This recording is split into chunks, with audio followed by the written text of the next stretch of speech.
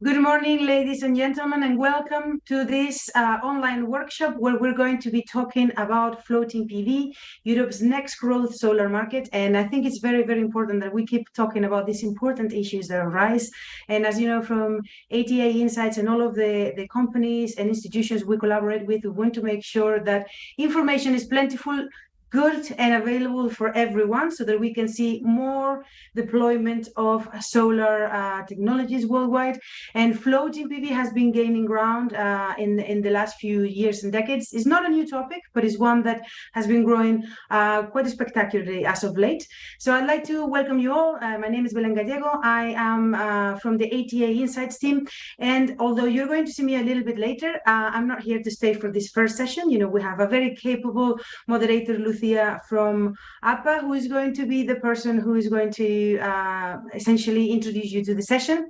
But before I leave you with her, you know, and she introduces to the experts that are going to be working with her in these first sessions, I just wanted to give you a little bit of housekeeping as to how this session is going to work. We're going to have 3 different sessions today, which are going to have different speakers, each of them. And to send your questions, what I'm going to ask you is to please use the Q&A box, which is at the bottom. This will allow Lucia, myself, and other moderators to make sure that we take into consideration your questions and that we are answering them whilst the session is going on.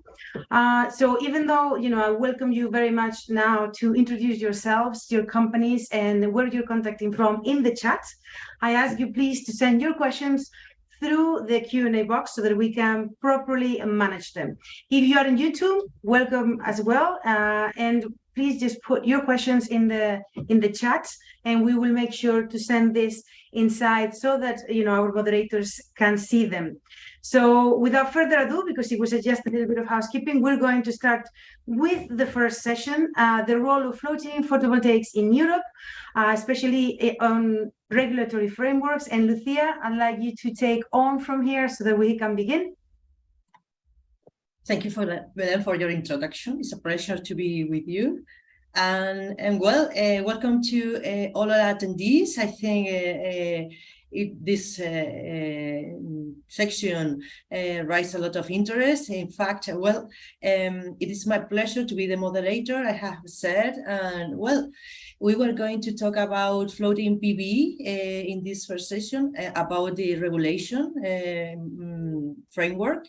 But I would like to just as an introduction that we are used to have and to see the PV modules on our rooftops, on the ground mounted systems, but well, not so common to see it over the dams, waterways, reservoir, etc.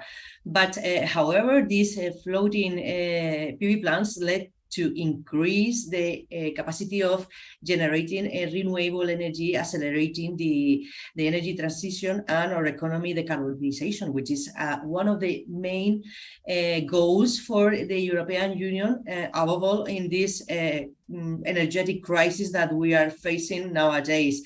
So these kind of installations, really, they are a plus for the environment because they help to slow down the evaporation in dams and reservoirs and waterways, etc., and also for the algae.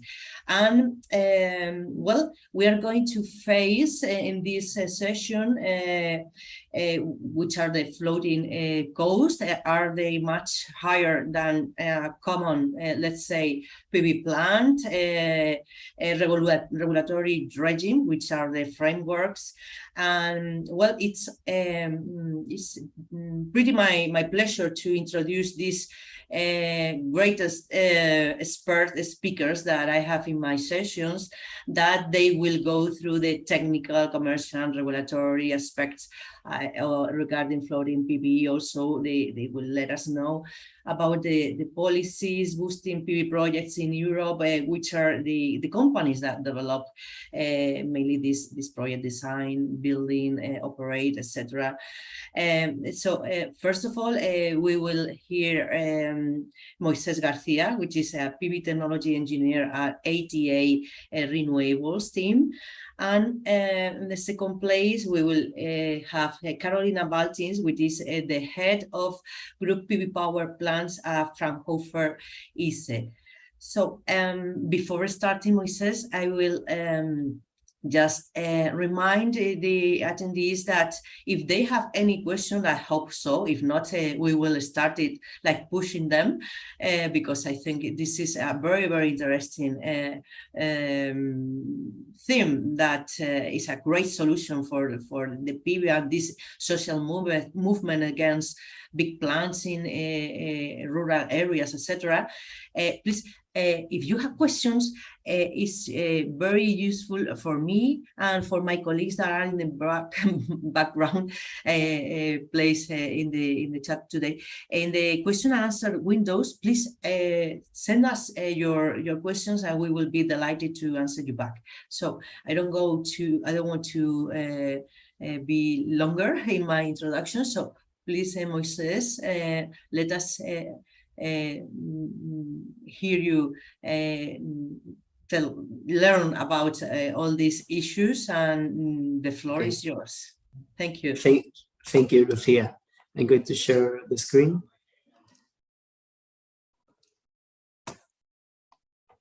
Okay, can you see the presentation?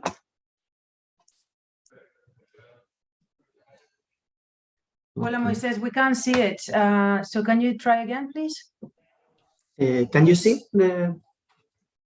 No, now, perfect. Okay, thank you. Okay, so hi, good morning. My name is Mr. Garcia and I work in Data Renewables. I'm going to pass very quickly this part, but in first place, I'm going to introduce my company. Data Renewables belong to the Data Group, where there are other companies like Sere or Data Insights. We provide services like technical advisory, engineering and construction management, quality control and inspection, among other services. We've been providing services for more than 16 years. As you can see in this slide, here there are some statistics that show the success of our company that operates worldwide with wide experience with more than 200 gigawatts. Okay, so the objective of this presentation is to show the current situation of floating PV in Europe and see some permitting aspects relevant for this type of project. We will see the growth of floating PV technology, the technology and regulatory aspects of floating PV in Europe, and we will make a special focus on the Portuguese and Spanish floating PV market. Okay, as we all know, over the last decade, the energy market has experienced a huge increase of renewable energy projects. In the graph and the table on this slide, you can see the evolution of solar photovoltaics in Europe. As you can see, this technology is the one that has increased its installed capacity the most, followed by wind energy. Having seen these statistics, we can say that photovoltaic technology is essential for the deploy of renewables in Europe. But what is the role of floating PV in the European market? There are some factors that make this technology of special interest and that we have to consider. First, the increase of energy demand and the fossil crisis that we are facing. In this situation, it's very important to study and develop other renewable energy sources like this one, floating PV. Also, the lack of available land and the high prices of these lands make floating PV interesting. In addition, the use of these lands sometimes make that environmental and social issues appear. For example, in lands where the main use is agriculture or livestock farming. Other factor that is usually important is the availability of a huge extension of man-made water bodies, as we're going to see now. All these factors and many more make floating PV a real alternative to conventional PV plants, not to replace them, but to complement them. And as I said before, there is a huge potential for floating PV because of the huge potential of water bodies in Europe. According to a series calculation, there are more than 1,000 water bodies in Europe with more than 20,000 square kilometers. Now, in the case, in the study, where only 1% of these water bodies are covered with floating PV, we would have 20 gigawatts peak of floating PV. And this capacity is only for 1%. If we cover 10%, this number will increase to 204 gigawatts peak. So as you can see in this table, the potential of floating PV in Europe is huge. And where do we come from? Floating PV is a relatively new renewable technology. And over the last years, this type of plant has exponentially increased its installed capacity. As you can see in the table on the right side, the first plant was installed in Japan in 2007. After years of research, many more plants have been installed with some interesting milestones, as the first floating PV plant with tracking system in Italy in 2010, or for example, the first floating PV plant hybridizing with a hydropower plant in Portugal in 2017. So after this graph, what's the future for floating PV? There are many researchers now analyzing the possible evolution of this technology in the energy market. And the general idea is that this type of plant will have a large increase in its installed capacity in Europe and over the world. In the graphs there, you can see an analysis carried out by Raniero and Marco in the paper, The Booming of Floating PV, that suggests that in 2030, the energy generated by floating PV plants could raise the number of 700 terawatt hours. The reality is that this technology is the future, but it's also the present. Here in Europe, there are many examples of utility scale projects. At the moment, the biggest floating PV plant in Europe is located in Groningen, Netherlands, with a peak power of 41 megawatts peak. This one was built in 2021. On the right side of the slide, you can see a 17 megawatts peak plant located in Vaucluse, France, and it was built in 2019. There is other plant in France, in Périgord-en-Provence, of 14 megawatts peak. And on the right side, you have one of the first megawatt scale project in Europe. That was the Queen Elizabeth II plant in London, which has a peak power of 6.3 megawatts peak. And finally, we have the Alqueva floating PV plant of 5 megawatts peak located in the Alqueva reservoir in Portugal. This one is the biggest plant installed in a reservoir in Europe at the moment. Okay, so now we're going to make focus on the policy and regulatory aspects of floating PV in Europe. Nowadays, there is no clear specific regulation on permitting and licensing of floating PV projects, even in countries with significant deployment of this technology. However, there are some exceptions that we are going to explain later, as Spain or Portugal. In general, processes are assumed to be the same as conventional PV plants, but we need legal interpretation for each country. In general, processes are assumed to be the same. It's important to notice that many reservoirs are for drinking water and are considered national security sites. This makes permitting more complex. For example, there are firefighting seaplanes that takes the water from reservoirs in case of forest fires. These planes have established directions for these operations, so there will be cases where these planes takes the water from a part of the reservoir, and floating PV plants won't be able to be installed in this part because of this operation. In the case of countries with no clear policies for floating PV, the following policy and regulatory considerations need to be addressed. Energy and water authorities need to cooperate in the permitting and licensing of these projects. Water rights and permits are needed to install and operate a floating PV plant on the surface of the water body and its anchorage system. Also, tariff setting for floating PV installations need to be addressed. This could be done through feed-in tariffs for small plants or tenders for large plants. Moreover, to access to the existing transmission infrastructure, there are some questions. How will this be managed? Who will be responsible? What permits or agreements will be required?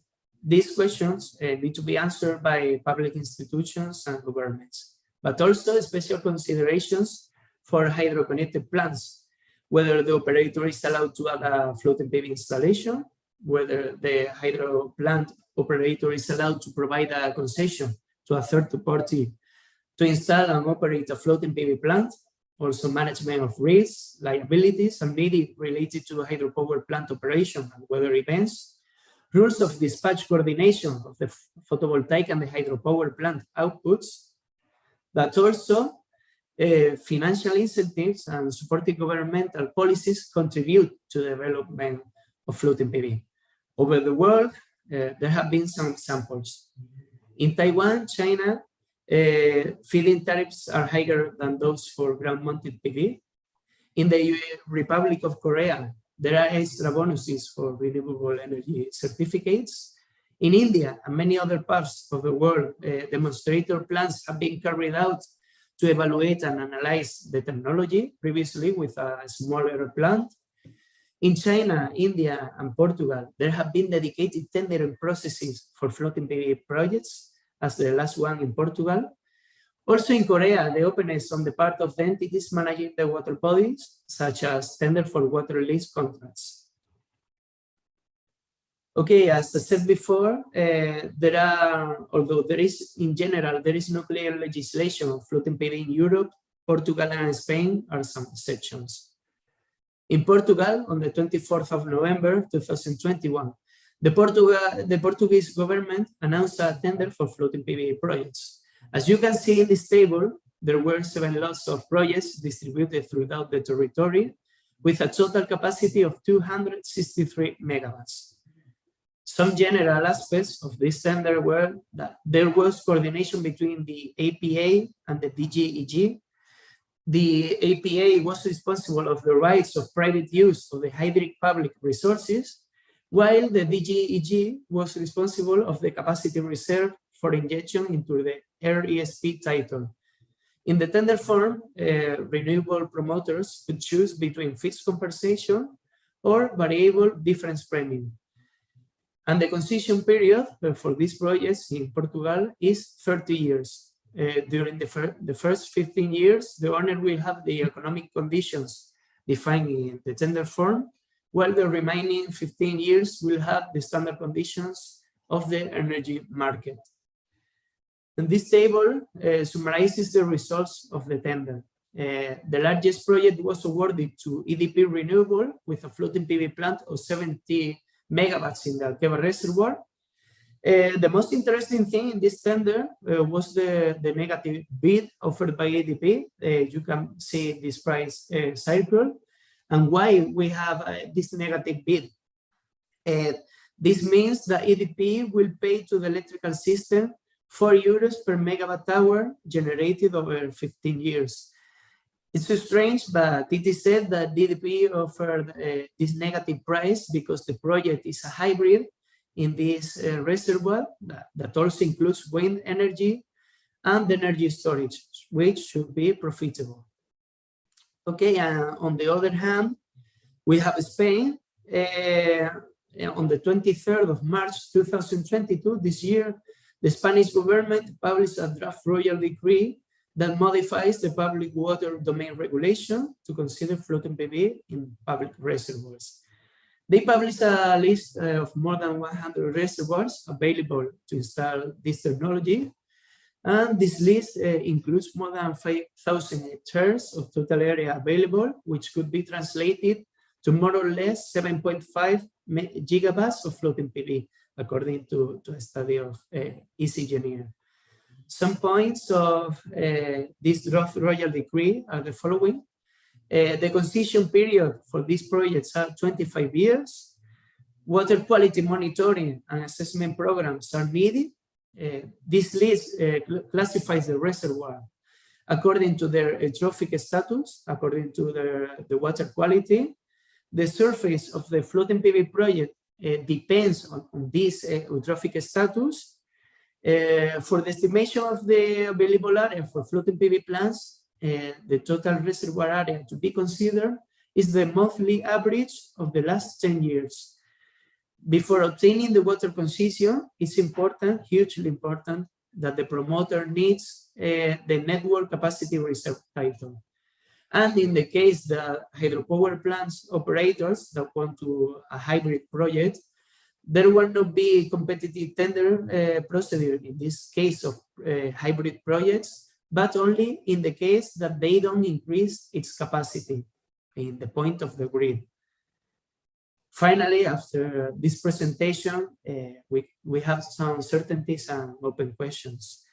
As certainties after this presentation, we can say that the floating PV technology will play an important role in the decarbonization of the European market.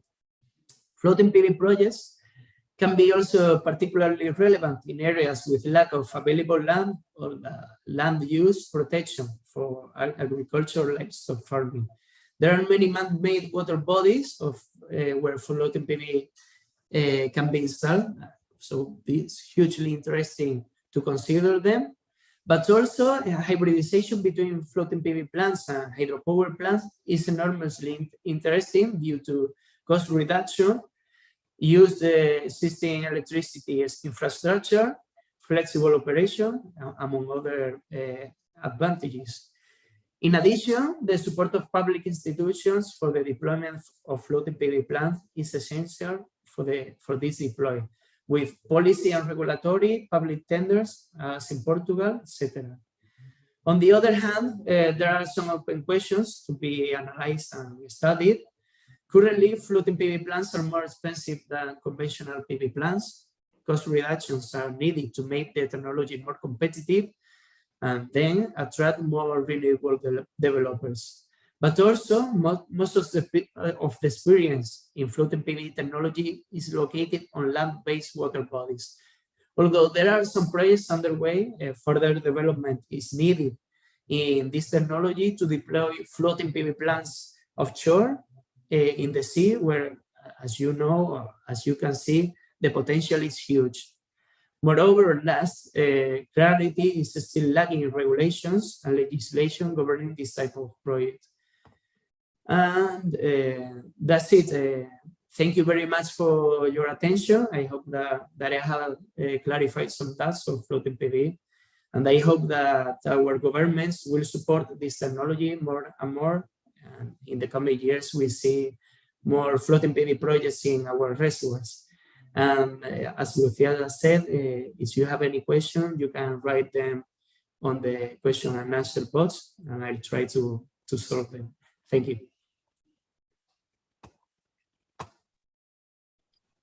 Thank you very much, Moises, for your presentation. Well, a lot of interesting information you have shared with us. I think it would be great if the attendees ask a question, and I remind you to put it in the Q&A window, because, well, you have said many things. Still, maybe it's a little bit expensive, more than the conventional ones, but well, with the support, regulation, and maybe with hybridization with other technologies, step by step, we will make it this type of great solutions in our rural areas or places where well, conventional PV plants are not they don't make sense or whatever. They can be a really interesting solutions. So we move to Carolina.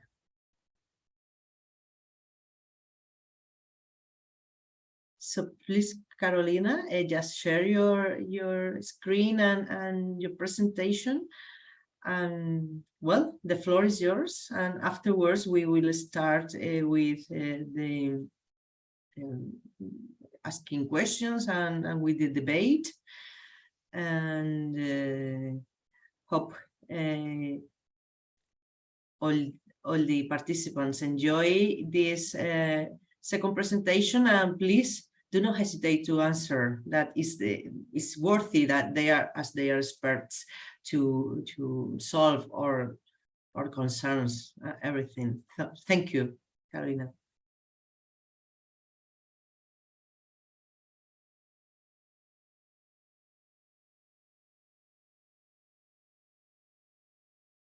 Carolina, we cannot hear you. Can you please make sure that your microphone is correct?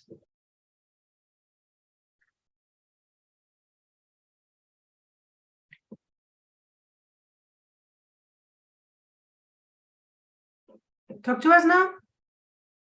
Now it's off, okay? No, still cannot hear you. Did you get a little? No. I think there is a problem with your audio somehow. Can you try and the little arrow next to the microphone and go to your audio settings and let's see if you can manage to fix this. Lucia, I don't know if you can ask Moises a question in the meanwhile. Yes, work with Carolina to try and figure it out. Yes, yes. Well, I was wondering while you were talking. Okay, I think now you can hear me. It's okay? Yes, yes, we can hear you. Excellent, thank you. Distraction. So, okay, I can start with my presentation, and I hope we can answer the question afterwards. Then, sorry, Moises. Okay, so my presentation also is also about the regulatory frameworks of floating PV in Europe. I will more focus on the firstly on the European market, and then we mostly speak about the permitting procedures in Germany, because that's the information we at Fraunhofer ISE knows the most. We had some interviews with project developers asking them about the permitting procedure, and that's like this information I would like to share with you. And then I would like to speak about one important issue, which is very nearly connected with the permitting procedure, and that's the impact of floating PV on the water quality. Okay, so shortly, only like a few words about Fraunhofer Institute for Solar Energy Systems. Like, we are one of 76 institutes and research units in Germany. We are located in Freiburg, very south of Germany. And this is our main building, and we are having different business areas, concentrating on photovoltaics, on energy efficiency, building solar thermal power plants and industrial processes. Then also very actual topic, hydrogen technologies, and then also power electronics grids and smart systems. In my department, we are connected to photovoltaics. Our main field activities where we are coming from is PV power plants, operating, monitoring and simulation. We have also, we are coming from this ground-mounted power plants more and more to integrated PV, especially to agri-photovoltaic topics, but also urban PV and floating PV are the topic we are covering in the department. And also we are performing outdoor test lab where we test performance of PV modules and monitor them with our own sensors, or which we are also working on in our department. But back to the topics. Firstly, about the European market. So as Moises already says, we have like floating PV present over a decade in Asia. In Europe, we have it's a recently entered market. We have Netherlands as a market leader in Europe. The most of the floating PV plants are in Netherlands built on like industrial basis, but we have also the possibility to install this technology on drinking water reservoirs or irrigation ponds. And what is coming more and more popular is hydropower reservoirs. It's because of the synergic effects by infrastructure and the combination of the power output. We have also the channel PV, which is something like a mixture between floating and ground-mounted PV technology, and very like big importance also in Europe are the marine installation, the so-called offshore floating PV, especially combination again. Combination with another sources of renewable energy, in this case wind energy, is very interesting. And there are also already some interesting projects in Europe.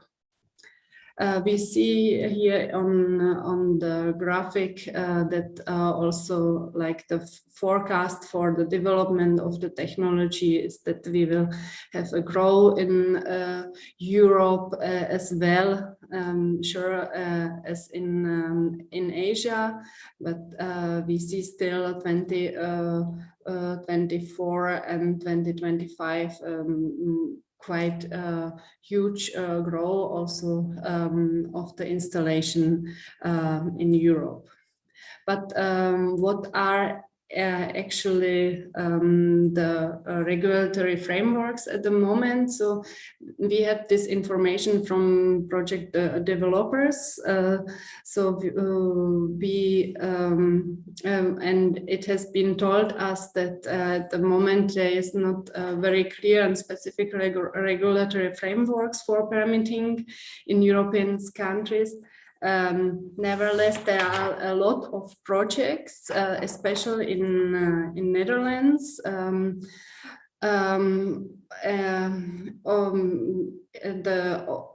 Although this permitting situation is not very efficient, the question is why in Netherlands we have so many good already good projects. It's that we think that's probably because of the high substitutes which the governments provides for floating PV. And I think we think that the project developers accept having to go through to very or to this complicated permitting process, because they know that at the end the project will be profitable. But the procedure is similar to the German one, which I will describe you later.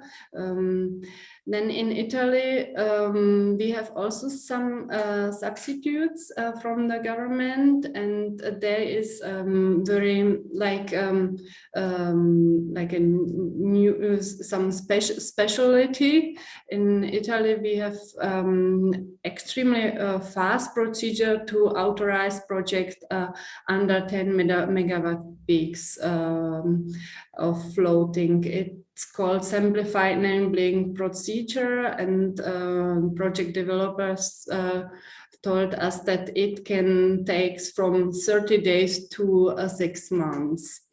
In the Netherlands, like the permitting time is about 30 months, and the same we are expecting also in Spain.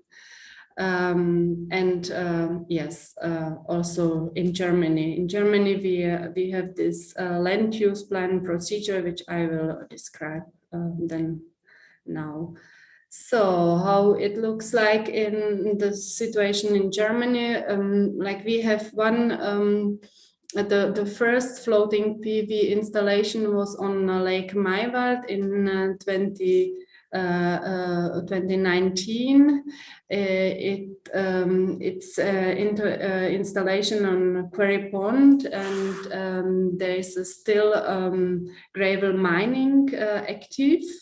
The installed capacity is 750 kilowatt peaks, and the total surface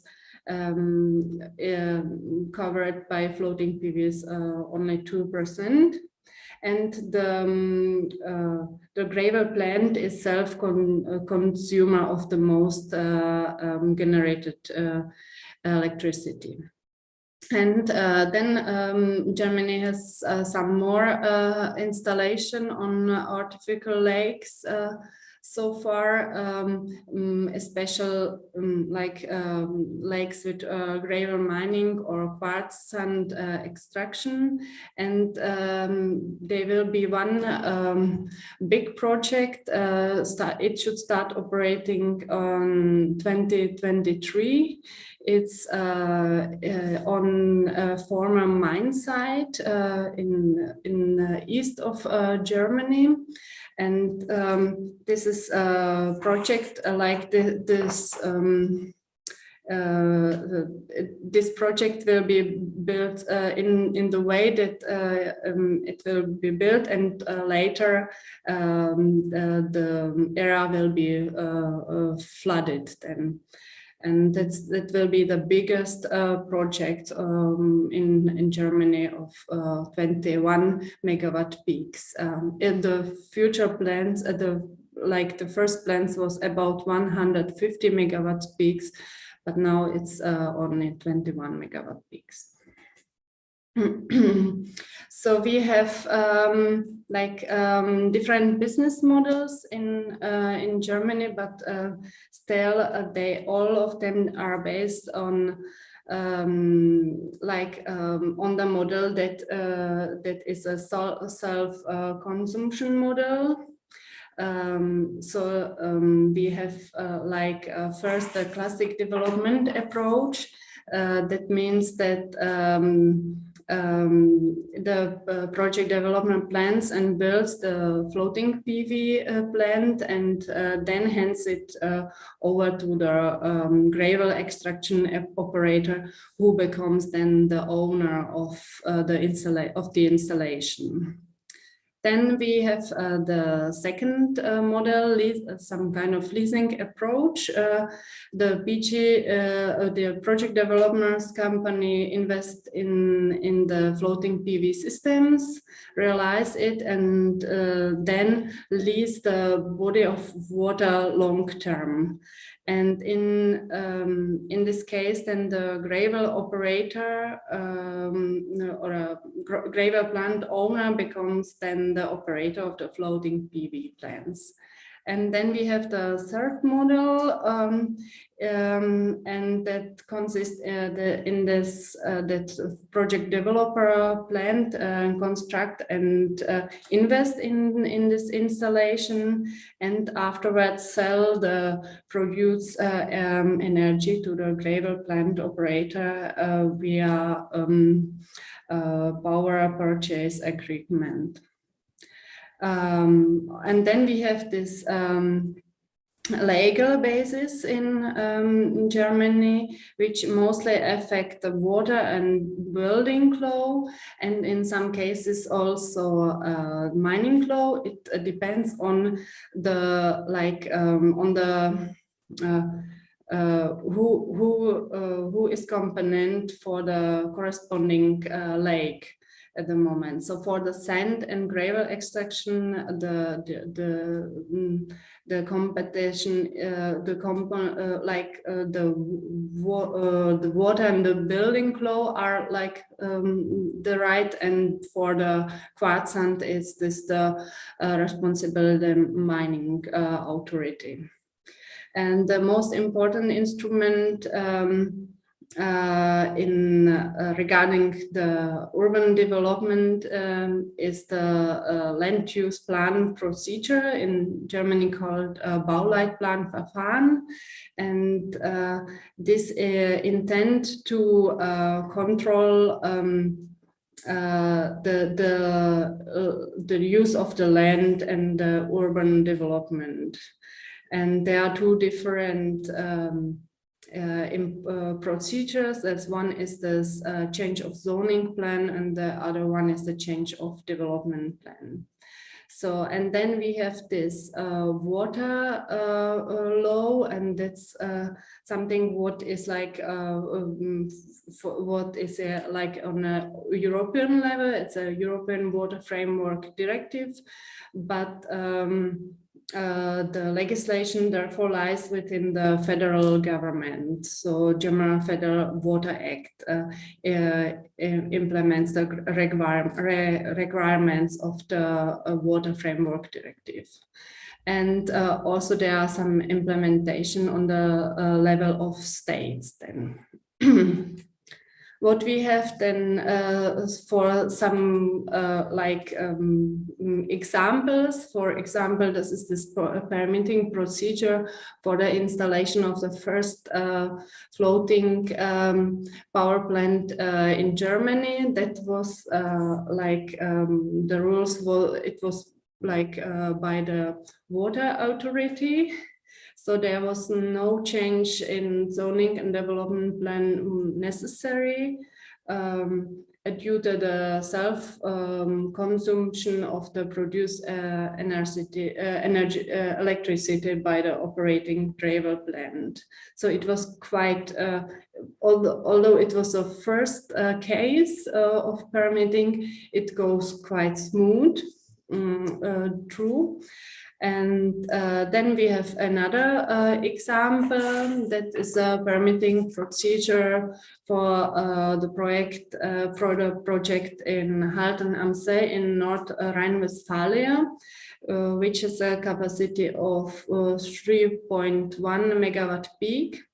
And the only project, this project was on the only one until now in Germany, which was authorized by the mining authority. So we see the many different steps like in the procedure. Yeah, I will. I don't want to go in detail on it, but you can have a look afterwards on the presentation. And what we have like since spring this year, and finally it comes through, will be like in January 23 is the German Renewable Energy Act. It's the outcomes affect like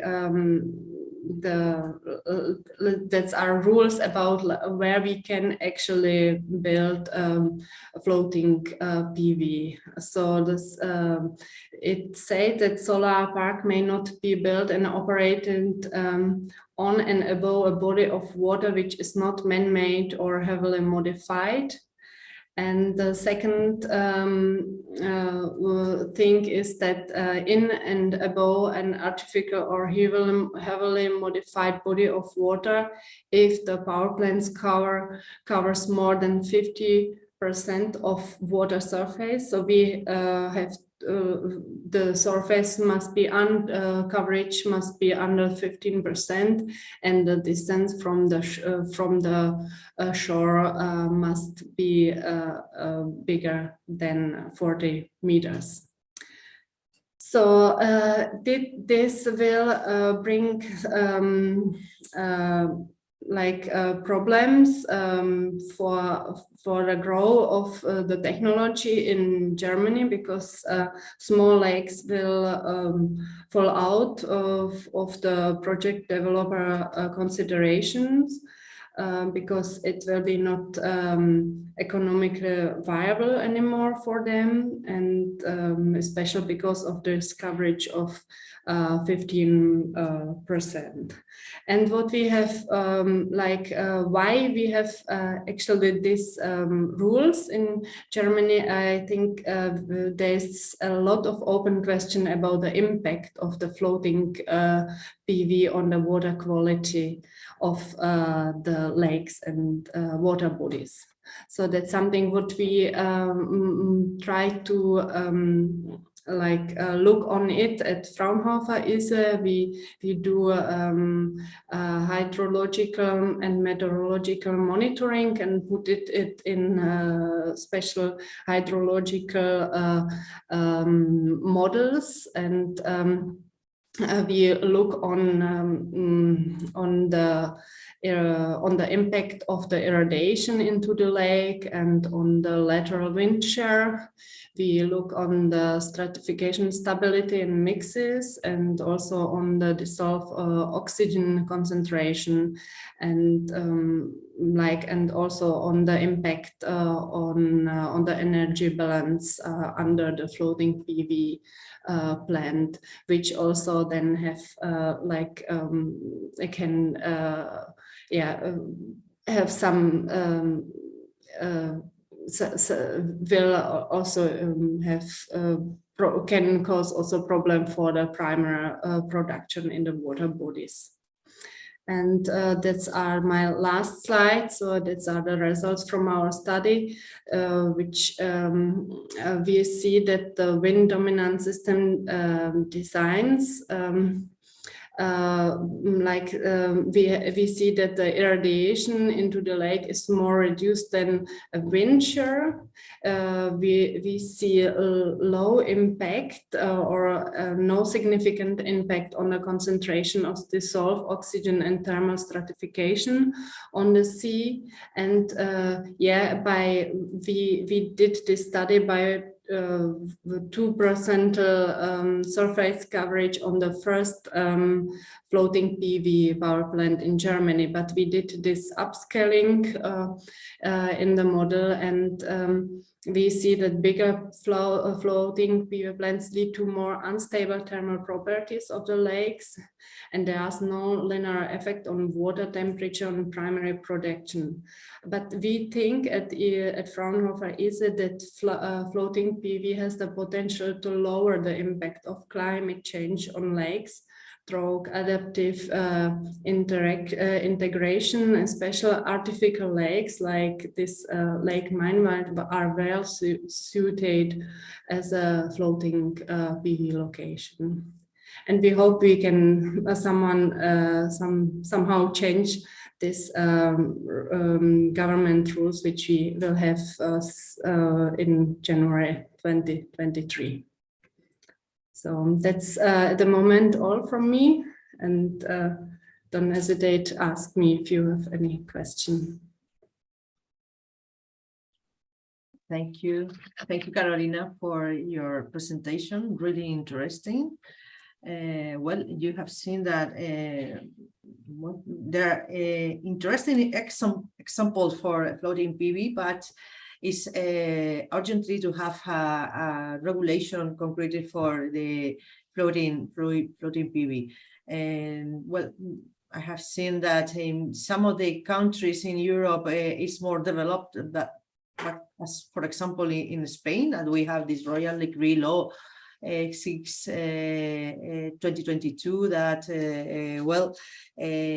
that includes a modification for the water law that permits the installation of these installations, but we don't have a very developed regulation for a floating PV. So there are quite a lot of interest. I've seen many questions. I have answer some, well, one of them, but well, I will start firstly with one for each one of you, and then I will go through the questions that the attendees have included in the window. So, Moises, in your presentation, you have referred to percentages of the total area used. Does this figure refer to the historical minimum water level, or to an average value, or to a maximum water level? I was a little bit confused on that. Okay, this depends. This depends on the regulatory of each country and how it describes this parameter. For example, in Spain, the draft royal decree specifies this surface like the monthly average value of the last 10 years. But there will be cases where this surface will be considered the historical minimum, because, for example, that for the design of the floating PV plant, it's hugely important to consider this minimum value mainly for the anchoring system. Oh, great. Thank you so much.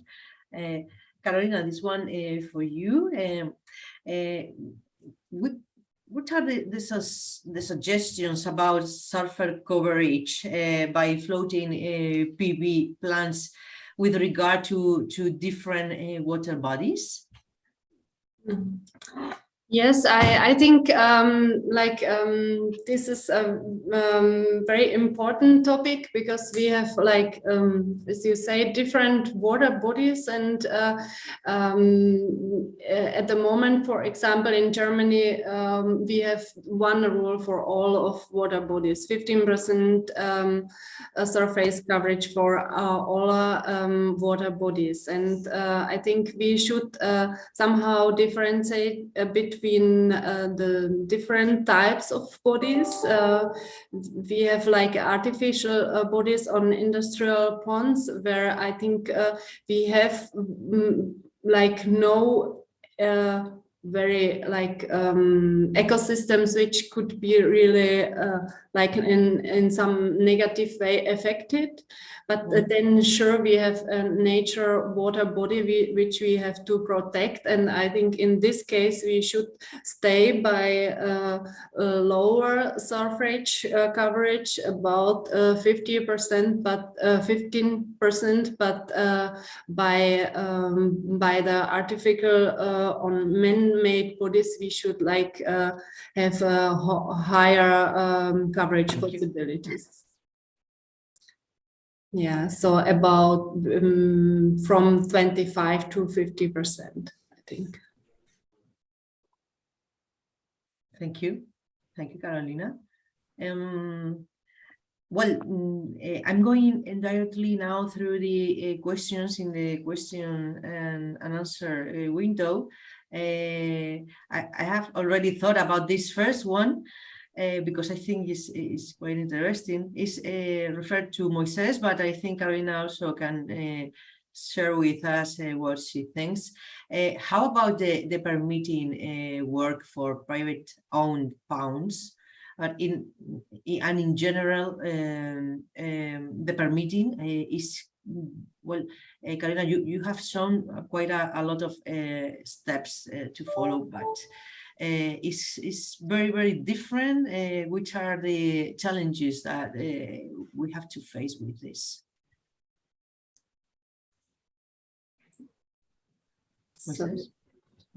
Okay, Carolina, Carolina? if you want, I answer. It's greatly different, the permitting. In Spain, for example, the draft royal decree is specifically for public reservoirs, but here, through many years, over the years, there have been floating PV projects in irrigation ponds for agriculture. and the legislation is different in convention in irrigation ponds. Is like it's being carried out like conventional, and mostly is for self consumption. And other countries, we would have to read the normative and see what's specified. Okay. Something to add, Carolina?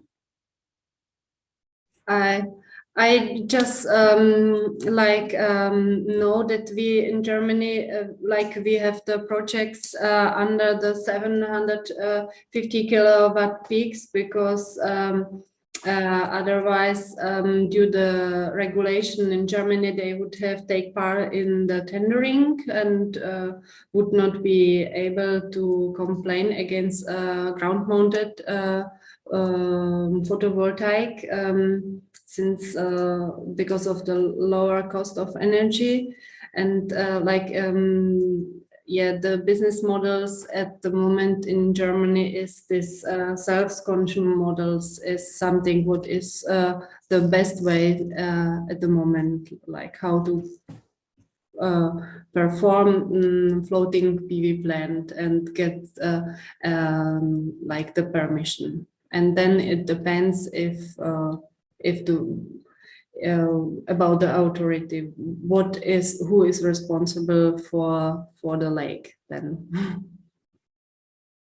Okay, thank you. By the way, regarding the public acceptance for this kind of technology, what is your appreciation? Is the same like big plants in ground mounted systems? Is an opposition for developing this possibility? What are your feelings or your inputs from your experience? My feeling is that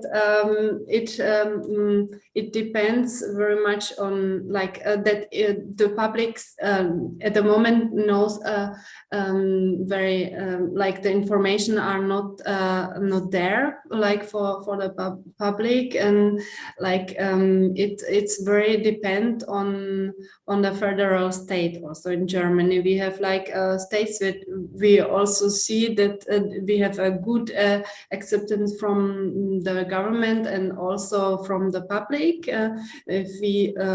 But there are also cases, for example, on the east part of Germany, where we have this lake landscapes where the former mining plants, and there is a big discussion about if actually there is a huge potential for floating PV in this area, but very big discussion about if it's really will be accepted by the public, because there are different plans with this new area, which flooded mining plants, and this is very important to have this discussion and to speak openly about the possibilities.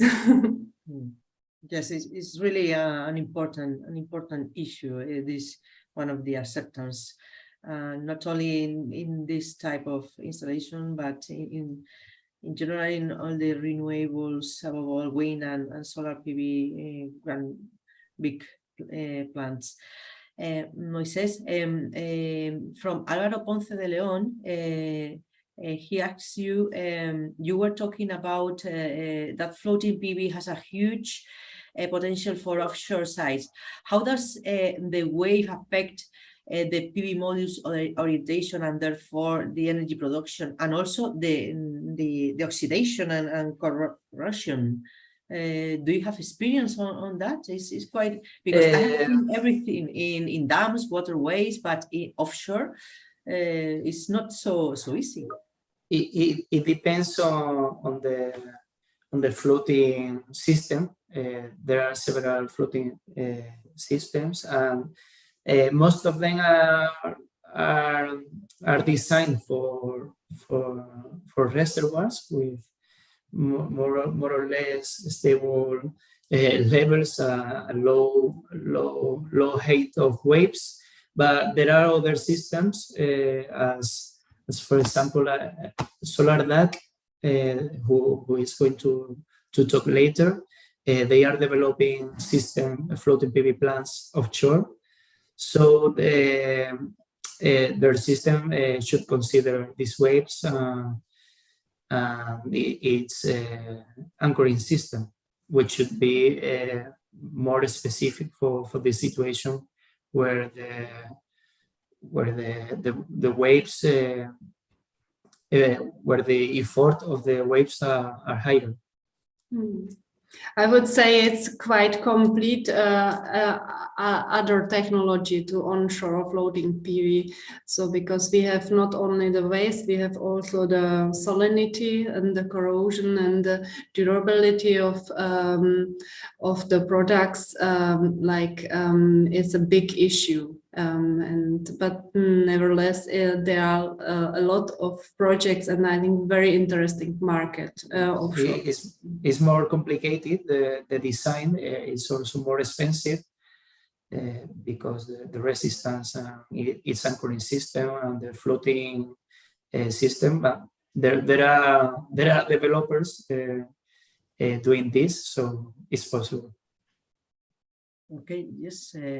Interesting, because while you were speaking, just imagine that well, you have flats and apartments that they are beside the sea, and every material is corrupted within the time. So directly in the offshore waves and this thing, it could be very, very challenging.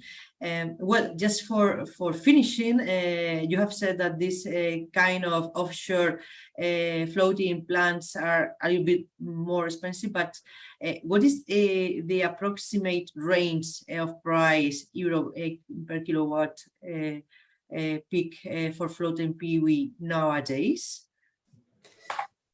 Now I don't have compare with the value. Common, well, yes, I wouldn't know nowadays, because as you all know, their market is very variable nowadays with the material crisis. That question may be better answered by the next speakers that develop these floating systems. But some years ago, I had the number of 0.80 euros per watt peak. I had that number, but that value can be nowadays obsolete because I think prices. But for floating, do you mean for floating PV? For floating PV, I had that number for 2 years ago, but nowadays that number maybe changed. I think we have 10 to 15 more potential more cost than by ground mounted, we could maybe say, but also depending on technology. Okay.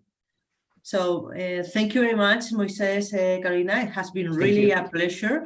This type of projects are amazing, are quite a great solution for rural areas, for our dams, waterways. You have said a lot of advantages to have this kind of floating PV plants, and maybe in 1 year or less, we will see in other places, reservoir, waterways, etc., plenty of these installations that allow us to have energy, renewable energy, and then maintain the evaporation and all these good things that provide this PV plant. So it's a pleasure to all of you, to the attendants, to share with you this hour. So Belén, I think we go through the next session, and I hope to see you soon. Take care. Thank you so much. Thank you very much, Lucia. Moises, Carolina, it's been great hearing your expertise, on this issue of regulation. I think we learned a great deal about floating. And Lucia, as always, thank you very much. Great moderation. And she's very passionate about floating PV, which I think it makes it really, really interesting for us to also get her opinion. So now we are actually at the moment changing the speakers. What it means is that the speakers that you had on the screen are not changing to the ones that we have next, because next we are focusing on pioneering projects. And essentially, the point of this is that we want to make sure that we focus on how to build profitable projects, because the bottom line is these projects have to be profitable if the industry is to stand on its own 2 feet. It is not enough to have help from the government. At the beginning is part, how any technology works, but at a point we need to make sure that these technologies actually work on their own. They're part of the ecosystem. And with us today, we have 3 speakers, and I'm glad to see how quickly you guys are all here. So welcome. We have Asun Prados. We know each other. You've been in many of our events before, so thank you very much for coming. We've got Ruben and Olaf. I'm going to let them actually introduce themselves so that you can get to know them a little bit better, and then we'll take it from there about the pioneering project. So Asun, please, can you introduce yourself? Hi, everybody. Thank you for the invitation, Belén. And I'm Asun Padros, Manager of Innovation Projects at Acciona Energía in Spain. Thank you very much, Asun. Next, I'd like to ask Ruben to please introduce yourself. Hello, everybody. Nice to meet you. And thanks, Ata, for inviting Viva to this webinar today. I'm Ruben Rodriguez. I'm in charge of the in-house solar development team in Viva. When I will also be presenting our projects of floating projects in Europe. Thank you very much. And last but not least, Olaf, please, if you can introduce yourself. Welcome, everyone, and thank you for inviting me for this webinar. I'm Olaf de Zwart. I'm one of the founders of Solarduck. I'm actually responsible for business development in APAC, and I'm located in Tokyo, Japan. I'm looking forward to have the presentation and some nice questions today. Thank you. Thank you very much. I love the name of your company. I think it describes very well what we're talking about here. So, okay. So the way this is going to work, guys, is going to be very simple. We're going to have 3 presentations, and we're going to take the questions at the end. And as you know, you have to send the questions through the Q&A box. We're going to clear out the questions that we had there from before, and we're going to reset them. So, Asun, you're the first one up. So if you want to prepare your screen so that we can start with your presentation. And I mean, it is quite amazing that there are 3 such expert companies talking about floating PV. I think you should milk this session for all it's worth. Ask the hard questions of how to make your own projects, very successful and profitable. So okay. Here we go. Yeah, perfect. Go ahead, Asun. I'm going to present the first floating PV plant connected to the grid in Spain that is located in Sierra Brava Reservoir. That it's in the municipality of Zorita in the province of Cáceres. It belongs to the Guadiana Hydrographic Confederation, and the reservoir constitutes an area of high environmental and social interest, apart from being an environment for recreational use, such as fishing. The reservoir water is required by the irrigation communities whose demand is seasonal, and being its most important demand in summer as a dry season, it produces level of the reservoir level oscillations around 10 meters, reaching its lowest level in the month of September. So I want to introduce briefly our previous experience in solar PV. And Acciona Energía has been a pioneer in the installation of large photovoltaic plants with a total installed capacity of 1,000 and almost 500 megawatts peak on 5 continents in countries as Chile, Mexico, Spain, Portugal, and you can see all the list.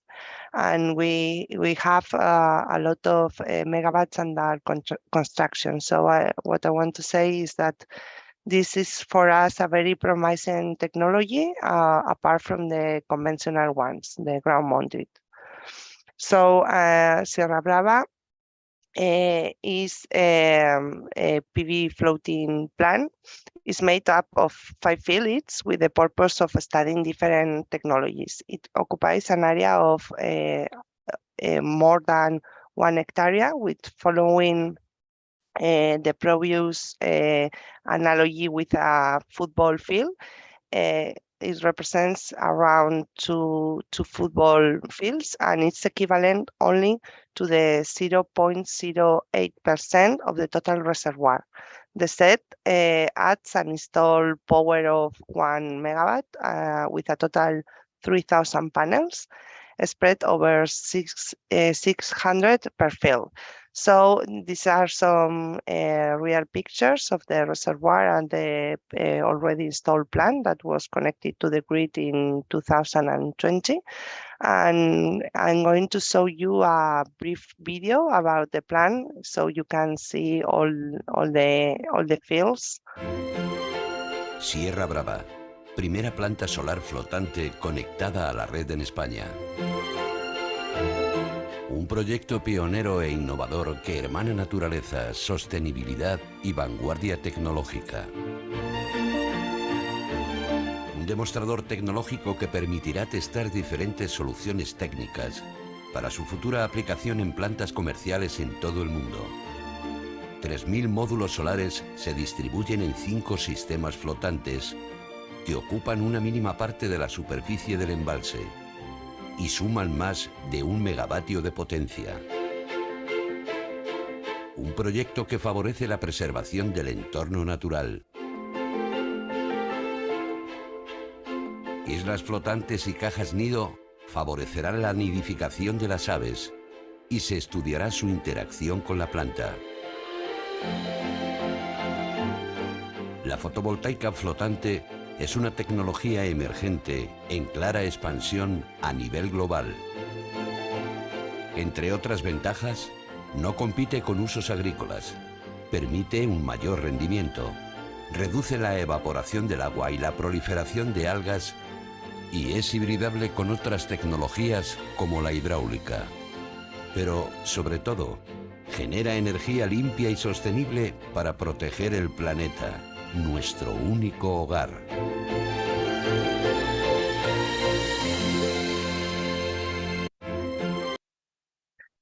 So I follow with the presentation. I'm going to mention the main advantages of floating PV.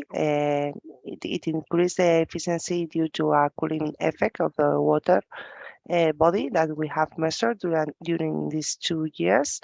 Also, it's an easier and faster construction than ground mounting PV plants.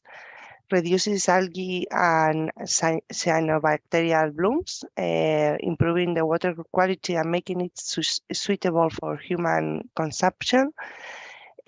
Also reduces the evaporation of the water and improves the use of the land, avoiding to use agriculture lands. So Sierra Brava, as you have seen in the video, is composed by 5 fields that we have tested. The first of all is made by our supplier Stansol. It's composed by bifacial modules with a total power install of 225 kilowatts, with an inclination of 90 degrees and orientation east-west. The second is made from, the second and the third are made from Milivia, that is a supplier for maritime infrastructures, and that developed for this project 2 solutions. One with an angle tilt of the modules of 30 degrees, and the other with 45 degrees with south orientation. And finally, we tested 2 systems from Isigenere. One, the commercial, that was used before for irrigation communities. That is a 5 degree solution, south oriented. And the other that was pioneer solar field was with a 15 degrees orientation, degrees tilt, and an orientation and east-west. So we have tested here also the anchoring system that is a step forward regarding to irrigation communities. One is the conventional that is using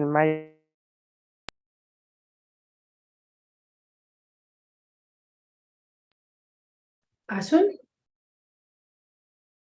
I don't know about you guys, but I lost her completely. Okay, let's see. Yep. Asun? Okay. Let's wait a couple of seconds and see if, yeah, I don't know about this. Let's see if I stop her. It's a shame. This was very interesting. I think she's not there anymore, actually. Okay, Lucia, I'm going to give you the job of trying to find out whether you can reconnect Asun. I'm going to go to the next presentation just because I have no idea how long it's going to take to get her back. Let's just try really quickly to see if she's there. But no, I can't find her. This is the perils of doing things on the internet.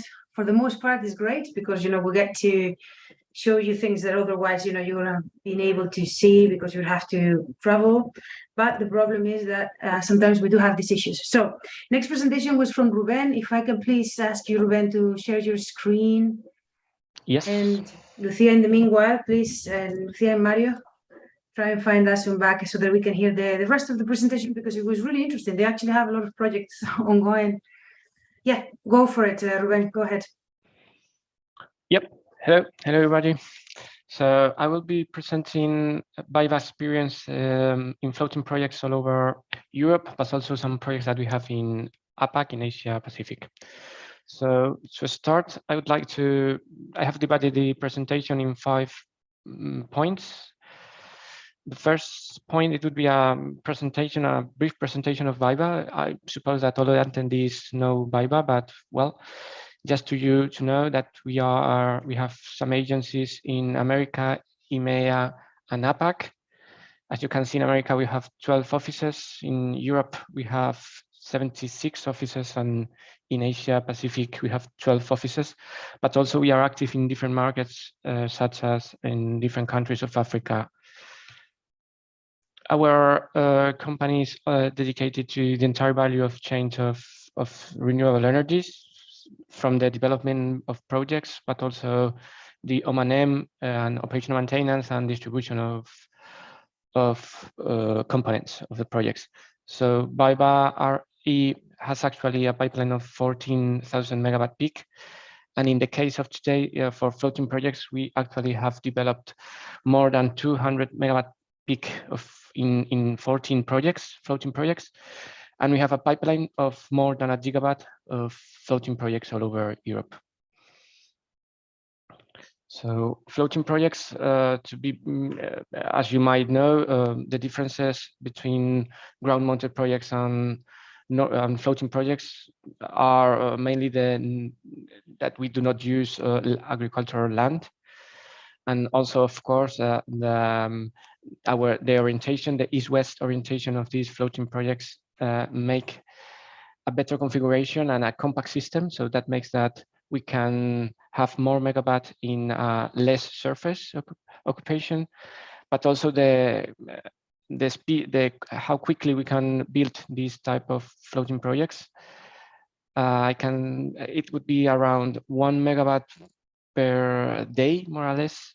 So that means that, as we'll see before, in the next slides, you will see the different projects that we have built in a very fast way. And of course, the similarity with ground-mounted projects, it's mainly that we use the same modules, inverters, components, and transformers, of course. The development phase of these projects is mainly the same as a normal ground-mounted projects. We need the same authorizations, the prior administrative authorization, the constructive administrative authorization, and also the building permit given by the local council. The lifetime of the project would be the same, of approximately 30 to 35 years. And to continue, our basis of our floating solution would be these three photos that you see in the slides. As you can see, it's a simple structure that only gets direct contact with the surface of the reservoir in 15% of the total area of the total surface that occupies the floating project. So, of course, we have to assure that at least it could be with a lifetime of 25 years. I would say a bit more. It would be better of at least 30 years.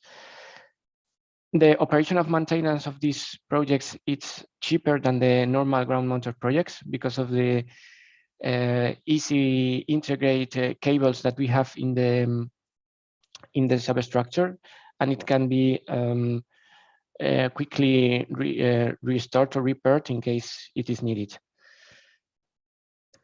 So as you can see, our solar system, solar floating system, is made up of the solar boats, of different solar boats, that if we add those solar boats in what we call solar rows, it would be, and then if we add different solar rows in one by one, we gain that solar block. Every solar block, it would be of about 2.3 megawatt peak, and of an area of about more or less 90 meters multiplied by 160. So every solar block has its own transformer, and that would mean that in this photo, in the last one, you can see that if you multiply the number of trafos, of transformers, you would add the total capacity of the project. In this case, as we have nine trafos, it would add a total of 27 megawatt peak, as an example.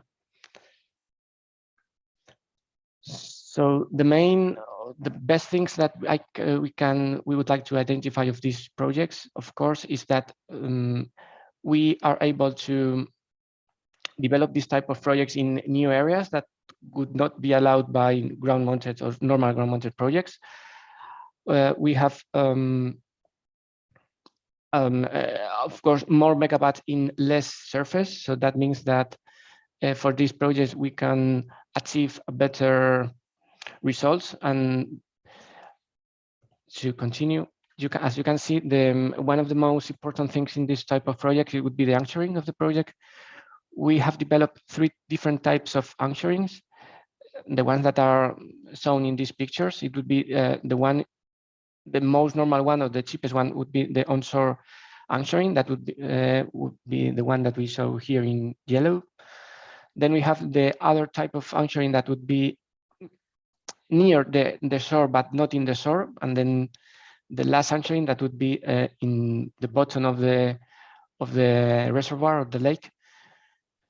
And it would be this type of anchoring would allow projects of water variation of the reservoirs of about 30 to 50 meters. And to show you how you can see this little video of how we can walk in these walk paths in the middle of all the panels. It's a very secure way of walking, and of course the operational maintenance of these projects would be much easier. And to show you some different references of projects that we have done, as you can see here, we have a brief of some of the projects that we have developed. For example, this is the 3rd largest project outside Asia that we have built. It's located in the Netherlands. It's a 27 megawatt peak project. Then we also have owned and developed the 2nd largest floating project outside Asia. That would be also in the Netherlands, of around 30 megawatt peak. And of course, the biggest project outside Asia is also owned by BayWa, and it's in the Netherlands too, of 41 megawatt peak. This is the last project that we have just finished. It's a project located in Austria, in Grahamford. It's 2 it's divided in two parts. This is the one of the two middles. It would be the total capacity. It would be of 24 megawatt. In this case, this photo is half of it, 12 megawatt. It was done only in 2.5 weeks. So for you to imagine how quickly and how fast we can develop this type of projects, floating projects. And as a summary for these floating projects, I would like to say the importance of this scalable or system, that it can be added in a quick and a very fast way. The importance of anchoring so that the project doesn't have problems in a near future or in a future, depending where it's located. And of course, the importance of a small footprint of the water and minimal environmental impact, of course, of the project. So that would be, thank you. Thank you very much, Ruben. We do have some questions already coming in, so we'll be able to take them after. And we managed to get Asun back, so I'm thinking, I don't know if you mind, Olaf, but let's give Asun the opportunity to finish your presentation. Sorry about the defenestration of internet, Asun. Can you hear us? Because I'm not 100% sure you can hear us. Oh, now. Asun? Yes, I'm here. You want to share the rest of your Hopefully, presentation by the and moment. finish it? Yeah. Sorry. It happens. But I have problems with the connection. Okay, I share the screen. Yes. And we'll take all your questions at the end, okay? I can see there are 10 open. So some of them, you guys, if you want to start answering, especially you, Ruben, since you've just spoken, by all means.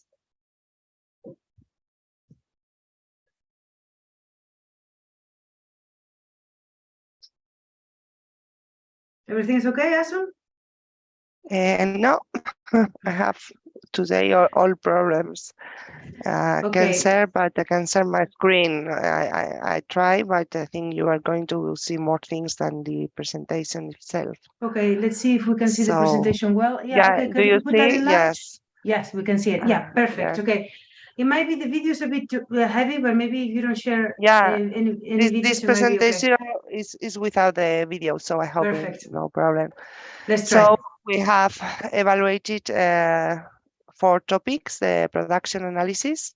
We have analyzed the efficiency of each technology, and we have observed an efficiency improvement of 2% versus the same technology on the ground during these 2 years of study.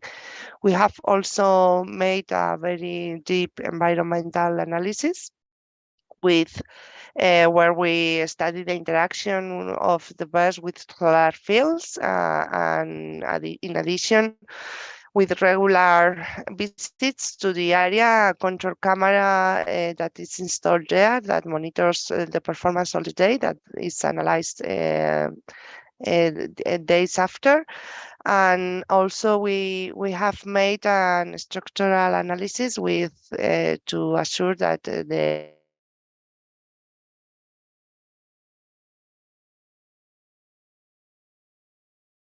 I was just hoping that it was like a second, but I don't know if this is going to work, sadly. And also the hydrodynamic analysis in order to identify weakness and foresee possible damage and make technological improvements and adaptations of the design for further commercial PV floating PV plants. So this is a summary. Also, one of the important topics is to compare the production that we make at the beginning of the project when we are planning a project. With the real production, so we can have more better models, no, to analyze these technologies for commercial project, and so we have done a deep work during these years, because also the simulation programs are not very well fixed for the calculation of this technology on water bodies.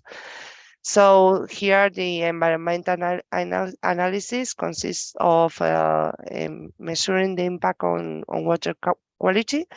So we make a 4-time analysis per year. And the one point we measure, one is located at the PV plant itself and another in a remote position, in order to compare if there is any impact on the PV plant on the water. That it's one of the worries that people may have, and social that measure also the social impact. Here you can see the parameters that we analyze in situ, that the transparency, depth, temperature, oxygen, conductivity, pH, and turbidity. And also in laboratory, we measure some chemical and bio parameters. And the results by the moment, and we hope in the future, is that the overall balance of the ecological status of the water are comparable, and the quality of the water, according to the normative and regulation, is qualified as very good quality for Sierra Brava reservoir.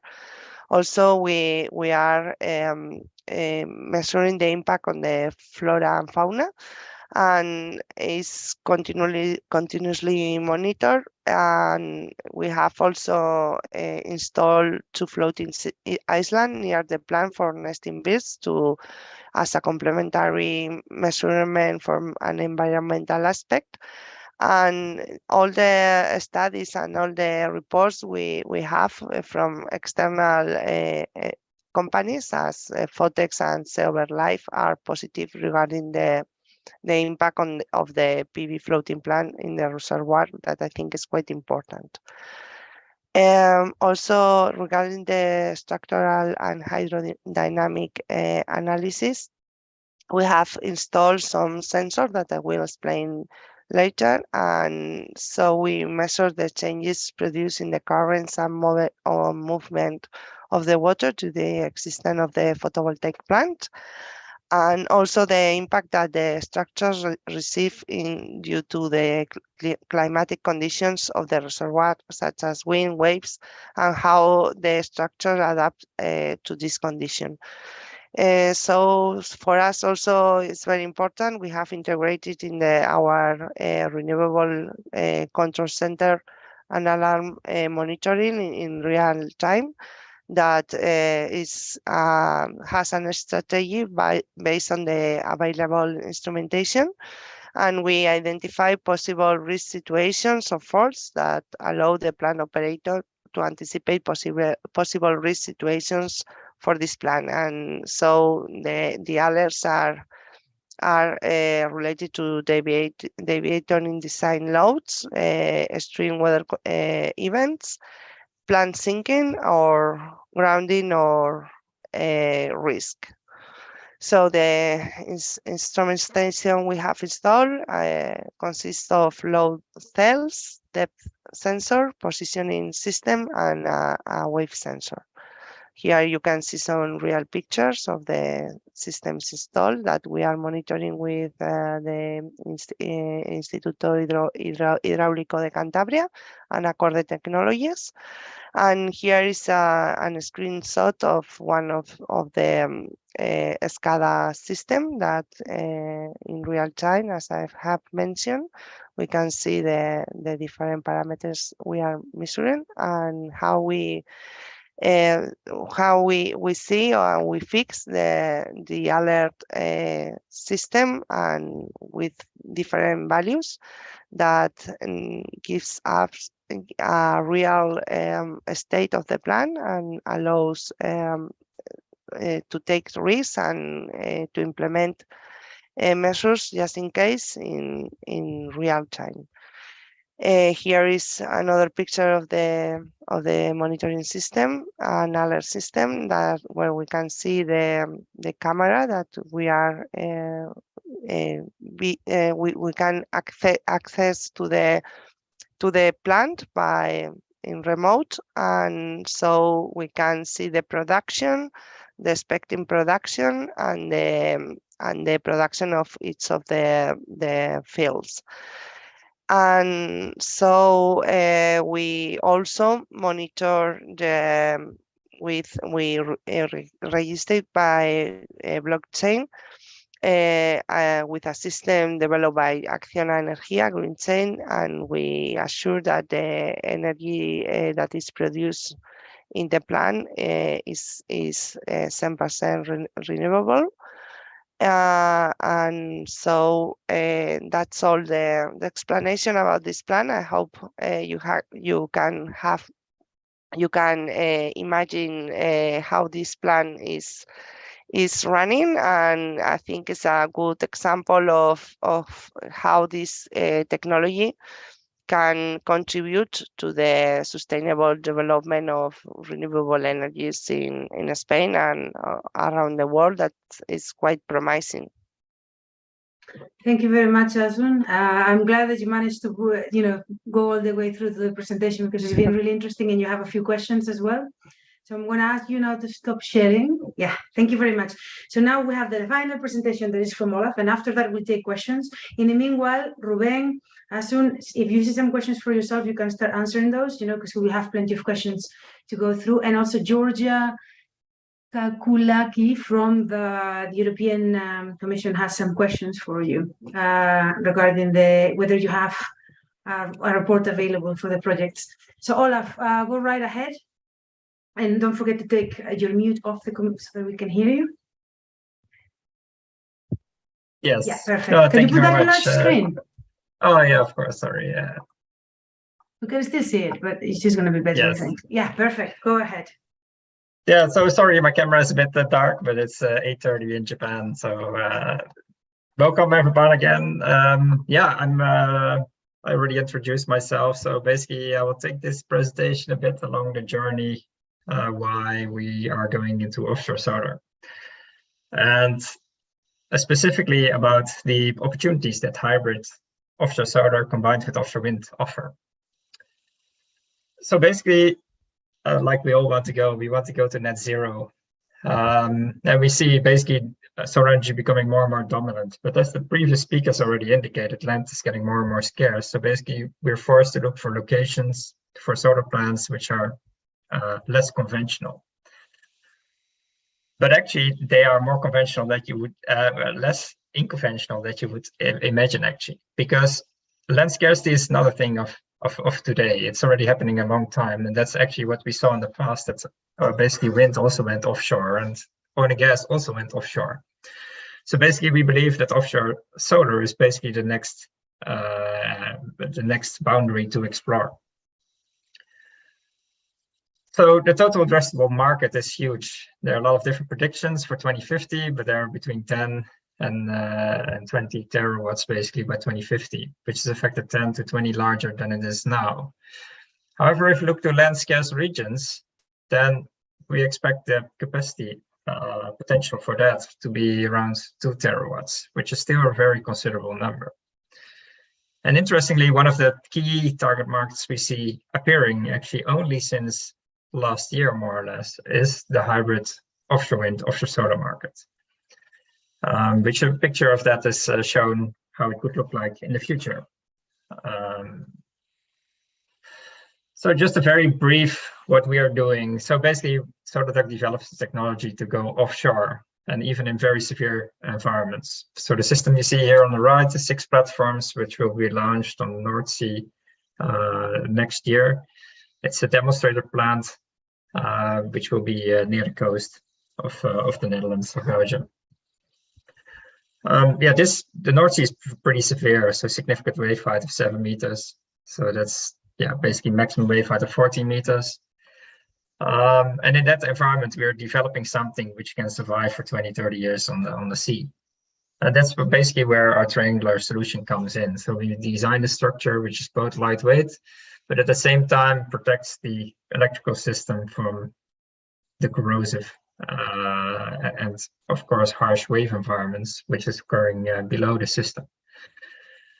In that, we for instance chose an east-west layout for the solar modules, which can offer the highest energy output per square meter. Basically, the system has relatively low environmental impact, and it's basically all designed to be able to ship in containers to the assembly site, which is typically a sort of port, and then towed to the site. However, we're also exploring the opportunities to include energy storage in the platform, and I hope that we can show more of that later next year as well. But now, yeah, let's go to the basics. Where does solar energy and wind energy occur? Well, in the left picture, you see solar energy, and probably you're all very familiar with it. But basically, North Europe, actually the Northern Hemisphere, the highest part of the Northern Hemisphere, doesn't have too much sun. And if you go to the utmost south, it's actually the same story. But the rest of the world actually has a lot of solar radiation. If you go to wind energy, actually it's actually quite a bit different. You see indeed the utmost northern parts of the world have quite some wind. So of course, Northwest Europe, Canada, northern parts of the US, some parts of Japan, but also, for instance, North Africa, surprisingly, and parts of Australia, and the southern parts of South America. But you also see a lot of local dots, and that's actually due to geology. So basically mountainous regions determine wind speed concentrations on other parts of the globe. So what we typically like to talk about in our company is called more or less the sun belt, so the sun-rich region around the equator. So I gave an indication of that here in the left picture. So in an area of about plus minus 35 degrees around the equator, it's very sun-rich. And I mentioned already some of the areas which are covered there. You could also talk a bit about a wind belt, but this is a bit more diverse, I would say. So it's mostly the northern parts of the globe and the utmost southern parts, and then indeed North Africa and part of the Middle East, and indeed some spots near, for instance, Vietnam, Philippines, Taiwan, to name a few. But you can see that's actually, there's some overlap in areas. And actually the Mediterranean is one of those areas which actually might be interesting. Interestingly, a final chart is if you put these two areas on the world population map, then actually you see that wind energy occurs mostly in Europe, a part of indeed North China, Korea's part of Japan. But actually most of the population doesn't live in these wind-rich regions. So most population actually lives in wind-scarce regions and more in sun-rich regions, except for, of course, the Mediterranean region. So basically what we identified is we see areas dominated by wind power. We see areas which will be dominated by solar power. But we also see opportunities for hybrids. So let me go first in the standalone systems, so the areas dominated by solar. But before that, let's go a bit deeper into the difference between the offshore solar and offshore wind. So if we look at offshore solar, we see some main trends. Like for high wind speeds, you want to go far offshore. And far offshore, you typically have deep water, which actually makes installation more complex and more expensive. Also, your electrical cable, your export cable to the shore becomes more expensive, and your plant size typically large. So basically, all this, the road to lower cost is actually a road towards higher capex or higher investment cost. Also, the installation ships and such also become more expensive. For offshore solar, the trend is actually completely opposite. So you preferably would like to be close to shore, preferably in low waves, low wind speed regions. Production profile is also actually opposite. Basically, in the summer, you have most production, and in the winter, you have least production. And the technology is much more scalable. So the platform sizes are much smaller. You don't need big installation ships, no jackup ships and such. And in that sense, you could say, okay, we're pretty capital light potentially. So now let's go into regions where solar dominates. Well, if solar dominates, you can actually install a lot of capacity on the same area of an offshore wind farm, up to 8 times as much, which could lead up to 4 times as much energy production on the same area. And in the same effect, get a lower cost of electricity. For instance, if you go to countries like Indonesia or Malaysia, they don't have like high sustained wind speeds, but they have a lot of solar radiation. So basically, going offshore solar there would be an interesting solution if there is land scarcity. However, we also see a lot of markets where offshore solar hybrid farms become interesting. And this is actually, I think this example in the Netherlands, because it's actually one of the leading countries here. And interestingly, there are a lot of different factors playing a role. And I think some of them were mentioned by the other speakers, like mounting oppositions against solar on land, land scarcity, grid availability on shore. So a lot of solar plants are located where land is cheap, but there's actually not much capacity on the grid. Indeed, we use less space than offshore wind, but we can also use the same grid, for instance, as the offshore wind installation. And in that way, we can basically have relatively low curtailment because the production profile of offshore wind and offshore solar are pretty complementary. We do see some higher solar radiation offshore, actually. And what the previous speakers also mentioned, there's some cooling effect.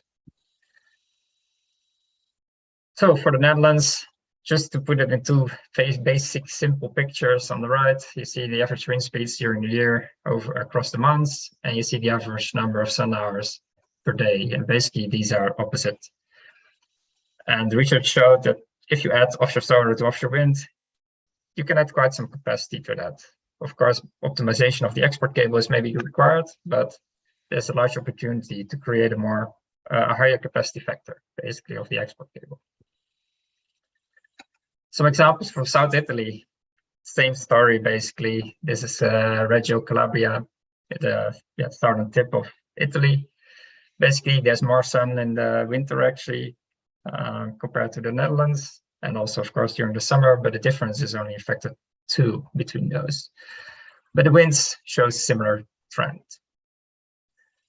Ibiza, Spain, approximately the same story, actually. So if we just look at these basic numbers, we see actually that the potential for combining hybrids, combining solar and wind, will be very interesting in those regions. And if we briefly look at what kind of commercial developments are ongoing, we see that, for instance, Belgium is expecting to implement offshore solar in their next offshore wind tender as well. We see that Italy is potentially including an offshore solar feed-in tariff in their next feed-in tariffs for offshore wind as well. And this actually already led that quite a lot of large-scale offshore solar projects and offshore hybrid projects are in development. And in the Netherlands, they actually use the offshore wind tenders to basically navigate to the future energy system of the Netherlands. So grid points are awarded, tender points are awarded to hybridization or innovations. So by applying offshore solar, basically tenders can potentially be won. And the first tender which was won that way was actually won by Shell and Eneco. It's called the HKN, where the selection of the technology is still ongoing. And the second one is the HKW project, which actually was announced, I think, 2 weeks ago, which our partner RWE won, and our company will supply a 5 megawatt offshore solar plant with some energy storage there. So this really shows that already larger scale projects are being developed in the near term. So just a small conclusion. We see a lot of interest in the Mediterranean. So for example, Italy, but also France, locations like Greece.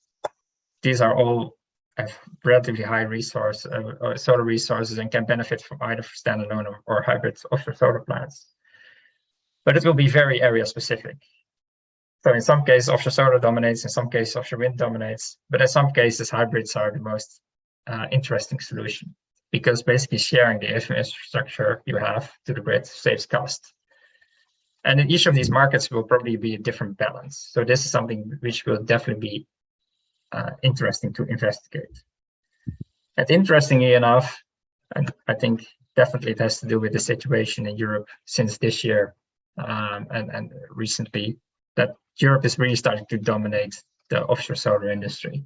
So most of the players who are developing the technology are European, and most of the commercial projects or demonstration projects are also from being developed in Europe. So there's a lot of different opportunities here. So that's what I wanted to tell you for now. So I'm looking forward to the questions. Thank you very much, Olaf.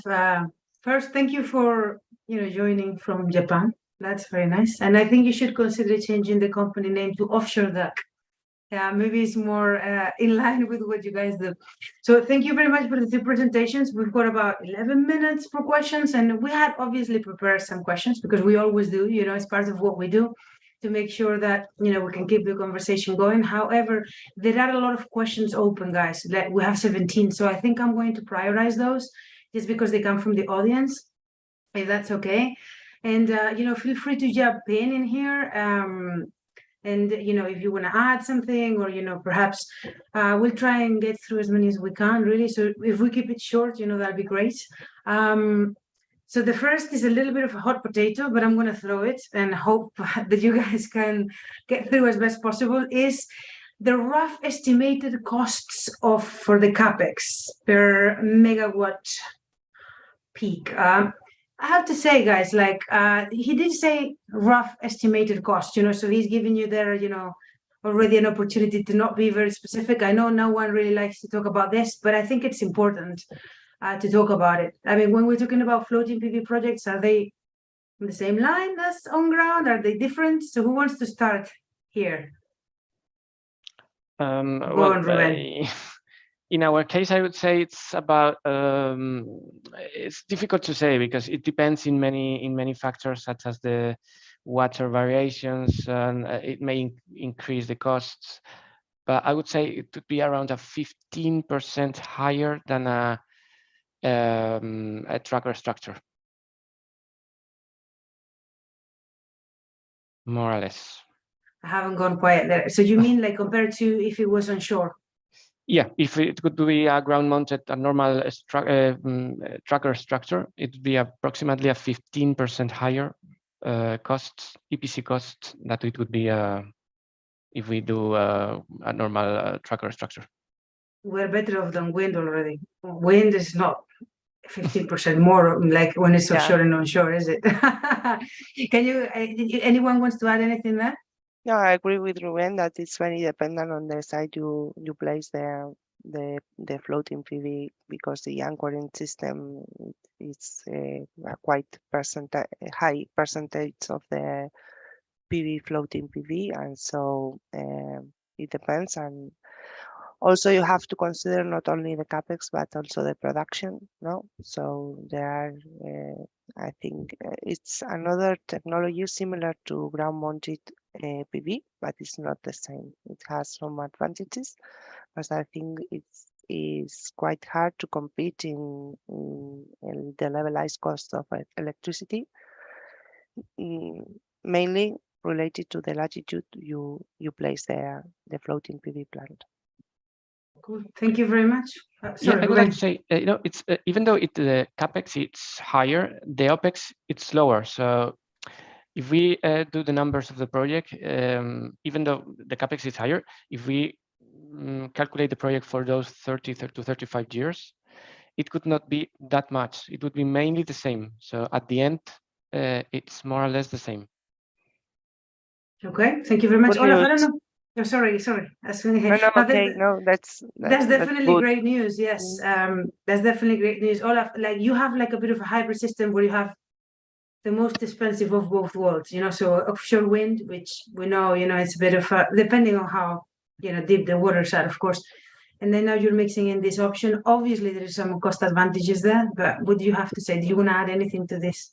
CapEx. Yeah, it's very like Aswin said, it's very dependent on location basically. And if we see really land scarce regions where they have a lot of civil works, we can probably be competitive with land-based installations. In other areas where there's a lot of cheap land available, well, basically that's not the countries or land, the regions we will focus on. So it's really dependent just on the site, right? So for instance, Japan is for us ideal. A lot of small-scale installation on land, very expensive civil works, ground leveling, water retention ponds, and so on, all required. But yeah, also in Europe, there are a lot of locations which are basically very expensive to build land or very difficult to get land. So for us, that is the main driver, I would say. Where a transmission, and equipment can be very expensive in a specific area where something's needed. I can think of the islands, for example. So there's always options. Yeah. Definitely. So, Asun, what is the inclination angle for solar panels at the Sierra Brava floating PV plant? I mean, it's very specific inclination angle. At the inclination, we have 5 different inclinations installed there, and the latitude is 38 degrees north. So I don't know if I have answered the question because I don't understand it. So you have 5 different inclinations, depending on what? Yeah, on the solar field, because it's a pilot plan, it's a commercial plan also, but it's made from an innovation perspective and made designed 3 years ago. So we wanted to test different floating system with different tilts, different anchoring system. And so we have 5, 15, 30, 45, and 90. Is there a clear winner? Depending on the location. Yeah.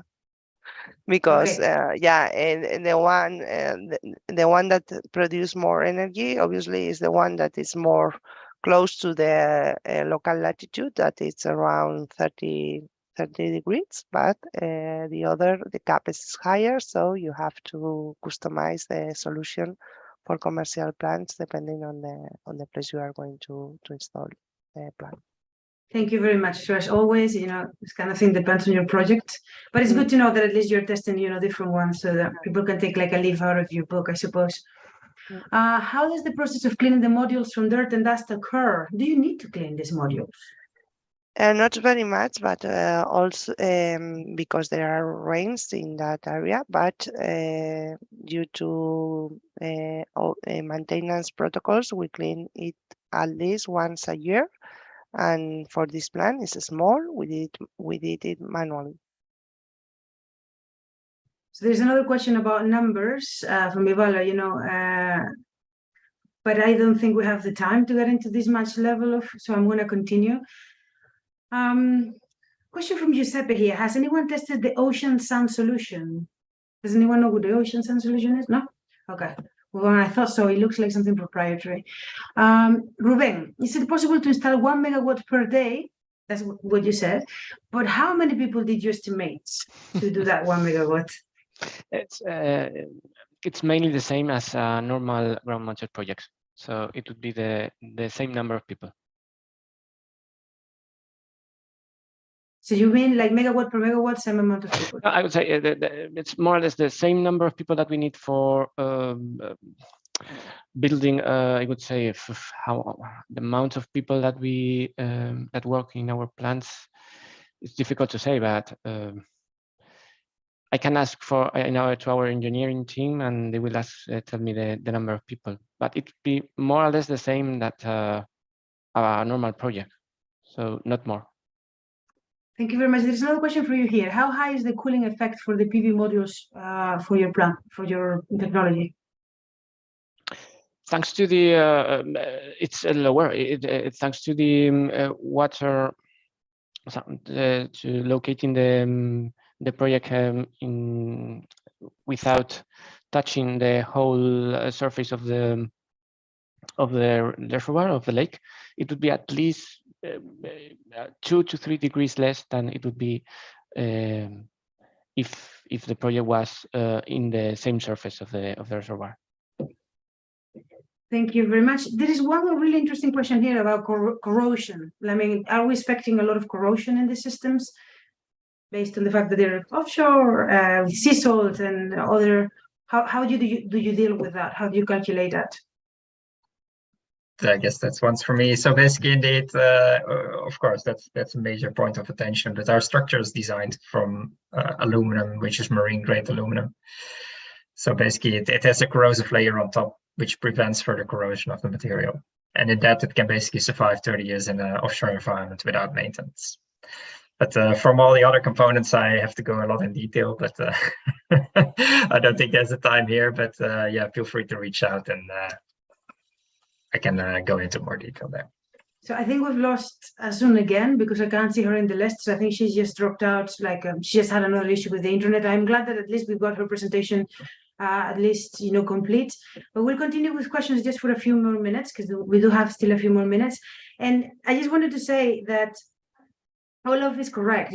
For this is just for you to learn, but also for you to get in touch with people. You saw most people had their email addresses. This is the point. We're sharing expertise, but we're also connecting the industry. So feel free also to reach out and ask more questions.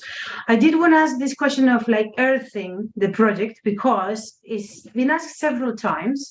One talked about metallic structures, specifically the transformer modules. Other just asked, how do you earth this? How are they earthed? So who of you wants to tell me a little bit about how these projects are earthed?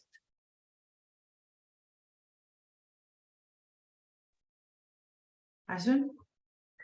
Okay, we have deal with this topic in the floating PV plan. I don't know exactly the detail, the technical. He can ask me. I can ask internally and give the question to the person has asked this question.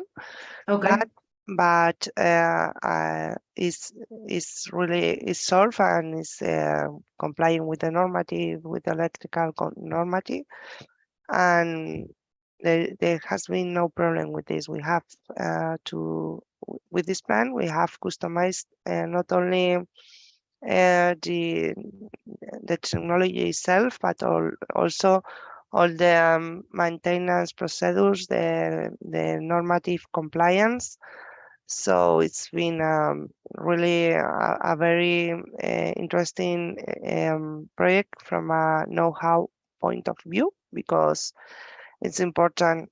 Now the sector is more developed, but in the past, if we want to build a really big floating PV plant, we have to be sure about all the procedures, and not only design but also operation and maintenance, and also to know the cost, to know how the subcontractors work, what we need from him to optimize also that the OPEX of these plants, as also Ruben has mentioned, that is lower than in ground mounted plants. And also all the security aspects, it's important to have all very, very well looked. It's like you have to start from scratch, right? You have to build the whole value chain, from scratch, and all of your systems, and that's where it takes the work. Obviously, this is not a normal plant. There's a lot of water, but once you've worked it out, then it's like any other thing. You can start sort of, I'm going to say this, copy pasting. It's not exactly copy pasting, but you can reutilize a lot of the work you've done. Yeah. So Ruben, do you want to add anything there about the earthing, or Olaf? No? How do they do it even in wind projects, offshore wind? That's I can't answer the specifics, but I know we are, of course, earth our components. Also, lightning protection is very important when you go offshore, for example. So all this has been taken into consideration in the design. Static buildups are something you should prevent when you go offshore. Safety is, I think, for lake-based systems, safety is of course already important, but offshore is even much more important, because basically if something happens, you don't have any, you can't go anywhere. You're so there are basically very strict safety regulations you have to comply to from the DNVs and the Bureau of Veritas, so certification agencies, to comply to that. Thank you very much. Okay, so I need to really be cutting it off now. I see that all of you are still answering some questions, which is good. Another question that came up a lot is the cleaning thing, specifically about bird drop-ins, which we're answering now, Olaf. So I don't know if you want to tell us, because yeah, bird drop-ins aren't fun to clean. So any indication as to that? I can give some first insight. So from our first plant we have floating, we actually basically we hardly cleaned it, and I think what Austin also mentioned, like once a year, right? So what we see ourselves is that basically rain cleans most of the bird droppings, and we expect cleaning is probably required twice a year or something in like North Sea environment. I can imagine when we go to South Europe, potentially we have to clean a bit more often. But this is basically, so far we have the experience that rain basically cleans pretty much everything. But good. Okay, well, this is good news, really. Okay, so we leave it there. There is someone from the Fellan Energy Group that says they're interested in investing in floating PV systems, and she's dropped there her email. So, or him, sorry, maybe a man, Karen. I read Karen originally. So just drop them an email if you're interested. And you know, there is one more question that I don't know whether you guys are the right people, but it does, the Claudio question. He says, and this will be the last one. In the case of pumping solar power plants, where there are basins, they can empty out 10 to 15 meters of depth daily. And therefore, there is an issue with the anchoring system. Have you considered a similar case, and how did you resolve this issue? You have to consider it in the design of the plant. And for example, our PV plant in Sierra Brava is also designed to be able to have no water, and so you obviously, if you have no water, you have no tension on the anchoring system. But is it possible? I think that now almost everything from a technical perspective is possible, but you have to consider in the design, and you have to quantify the capex, for this specific solution. And also depends on the meteorological conditions. I don't know, and the waves, and I don't know how this example is. And so after the studies, you can deal with it, or maybe could be that it's not possible. But from our perspective, with a zero water level, we have built this plant. And actually nowadays, 60% of the power plant of the PV plant is based on the land, and we have had no problems. That's also a lesson learned, from this PV plant. And not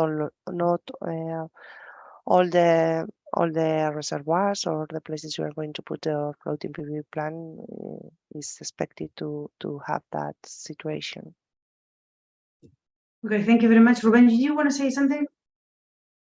No, the same. It's that in our case, our system allows at least 30 to 50 meters of water variations. So even though it should always have water in our case, but it should not be any problem if the water variations are 10 to 15 meters. If some water stays in the lake or the. I was going to think, I mean, if you have no water, that's a normal brand. Okay, thank you very much, Olaf, Ruben, and Asun. We've learned a lot, a lot of questions, a lot of we could continue because there is so many questions. However, we have already gone over a little bit, so I reiterate my thanks. It's been a great session, and now we move on to the next session. So we say goodbye to you for now, and we're going to have my colleague here now take over for the moderation, but also the new speakers are going to join, and we will continue to the next session now. Thank you very much. Thank you, guys. See you next time. In next session, we're going to talk about technical considerations in design, operation, and maintenance of floating PV projects. And I'm going to have to leave you here with my colleague Carlos, who will be taking over from the moderation. Hi, Carlos. Hi, Belen. Thank you very much for the introduction. So yes, we are here. Radio can see that Andres is already here, although Andres, your camera is not on. So there we go. We can see you now. Hello, Andres. Hello, Carlos. How are you today? Good, thank you. Great. So we'll wait for Damaso to join as well, and then we'll get started. But well, you know, I'd like to thank everyone who's joined today. It's been a really great online workshop that we've had today on floating PV, and yeah, well, now we have the third and final session, which is technical considerations in the design, operation, and maintenance of floating PV projects. So, Damaso, I don't know if you can hear us and see us.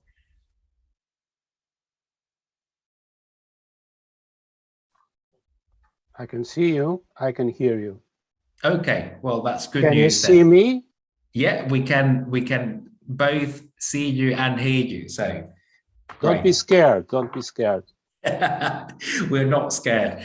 Yeah, it always sounds a bit like you're playing, you know, that you're a seance when you're asked someone if they can hear you. But yeah, anyway, well, you know, as I said, thank you to everyone for joining this online session, which is a third of these workshops. So here today we have two experts on this topic, on technical considerations of the design, operations, and maintenance of floating PV projects. And the first thing I'm going to do is actually ask them to introduce themselves. Before we do that, I'll just, you know, a quick reminder, you can send questions through the Q&A box. We are recording the session, and as Belen said earlier on, you know, you can, we always encourage you to go to the chat and introduce yourselves and, you know, share your email addresses. We're trying to connect people here.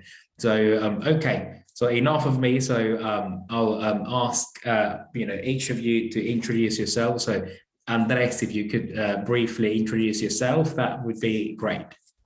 Thank you, Carlos, and thank you, Ata, for the invitation to share our experience. My name is Andres Franco.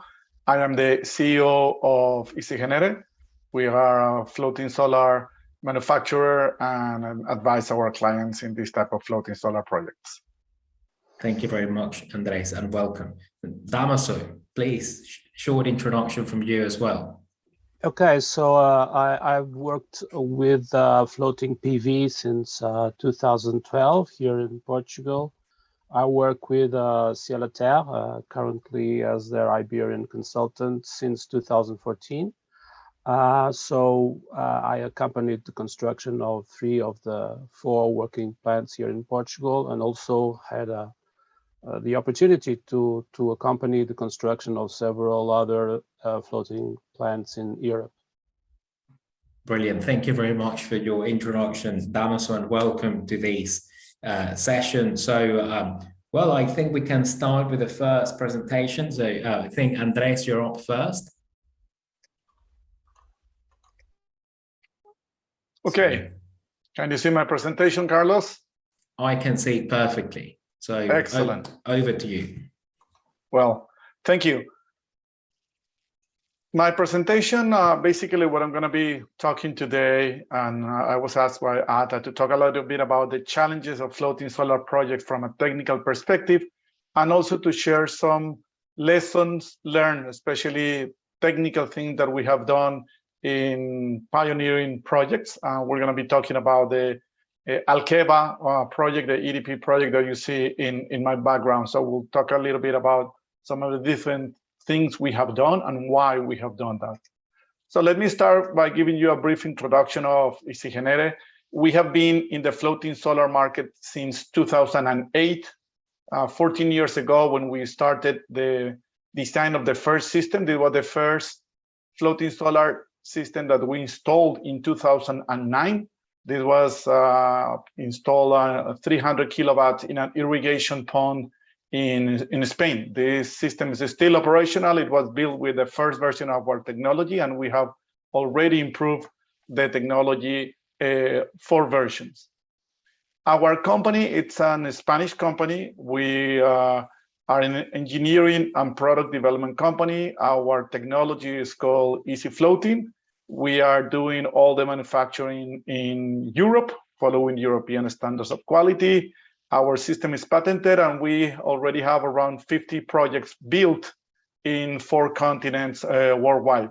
We have built in different type of reservoirs, and each has its own challenges and characteristics. We have done it in hydropower plants, in irrigation reservoirs, in natural lakes, in water that is used for treatment or former quarry lakes, in irrigation ponds. So we have a good experience on what are some of the key challenges that each of these reservoirs might have and how to adapt the design as well as the technology to make the project successful.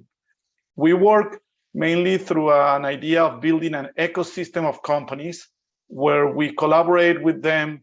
Isigenera is a specialist in the floating solar structure. We supply the material for the floats and the design, as well as the anchoring and the mooring, but we partner with companies that do the EPC, the installation, the engineering, or companies that are also doing the financing and development of the project. What we want to do is to build a large ecosystem. We believe that it's important to grow the floating solar market and to build successful projects that clients can learn and have confidence that this is the third pillar of the floating solar revolution. So if we talk about the challenges, these are the 6 main things that we have seen that are different and a key challenge compared to ground mounted or rooftop installations. So the first one is adaptability. This has been talk about the need to adapt to the up and down of the water level, and also to the possibility that you could be in a situation where the reservoir is empty. As Asun said in the project of Acciona, our technology has layer at the bottom, but we have even had situations in irrigation ponds that they have concave bottoms, and the technology has the ability to be flexible and to adapt. Unfortunately, because of climate change, the weather is becoming much more extreme. And I think new minimum records of water level will be broken. And you cannot just use the historical data. It's a good predictor, but still, I think nature will surprise us in the coming years. So it's important to design thinking that the minimums can even go lower, and hopefully that the technology has some degree of flexibility to adapt to such conditions. Second challenge is around the logistics. You know that the systems are built centrally in certain factories all around the world, but you need to move those floats, and the cost of moving the floats can be very significant. We have been making some analysis on the logistic cost because our first version of the technology was basically a system that took a lot of more containers, and now we have developed the idea of having nested floats where you can put one float inside of each other, and that makes for a more efficient shipment and reducing the cost of logistics. The cost of logistics in Europe, just the potential difference with other type of shipping the floats, can be between 4 to 6 euro cents. So this is something that is crucial, and I advise to look at this to all the developers and installers, because it's a key feature of additional cost in a floating solar project.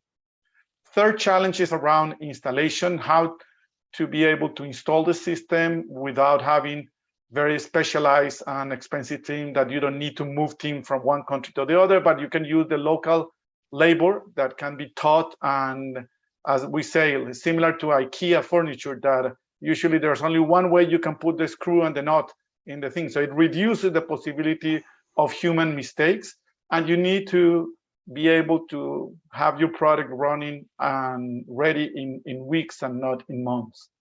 Just to give you an idea, a team of 5 people are installing 1 mega with our technology in around 15 working days. And you can have more people, and of course it can reduce the speed of installation. Then on the maintenance, we think that the main challenge that we have seen is the safety and the easiness for people to do the O&M.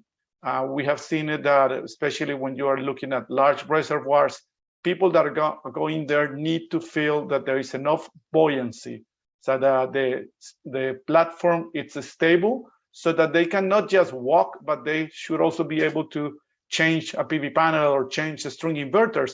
And if you don't have enough buoyancy, that's going to be a big challenge.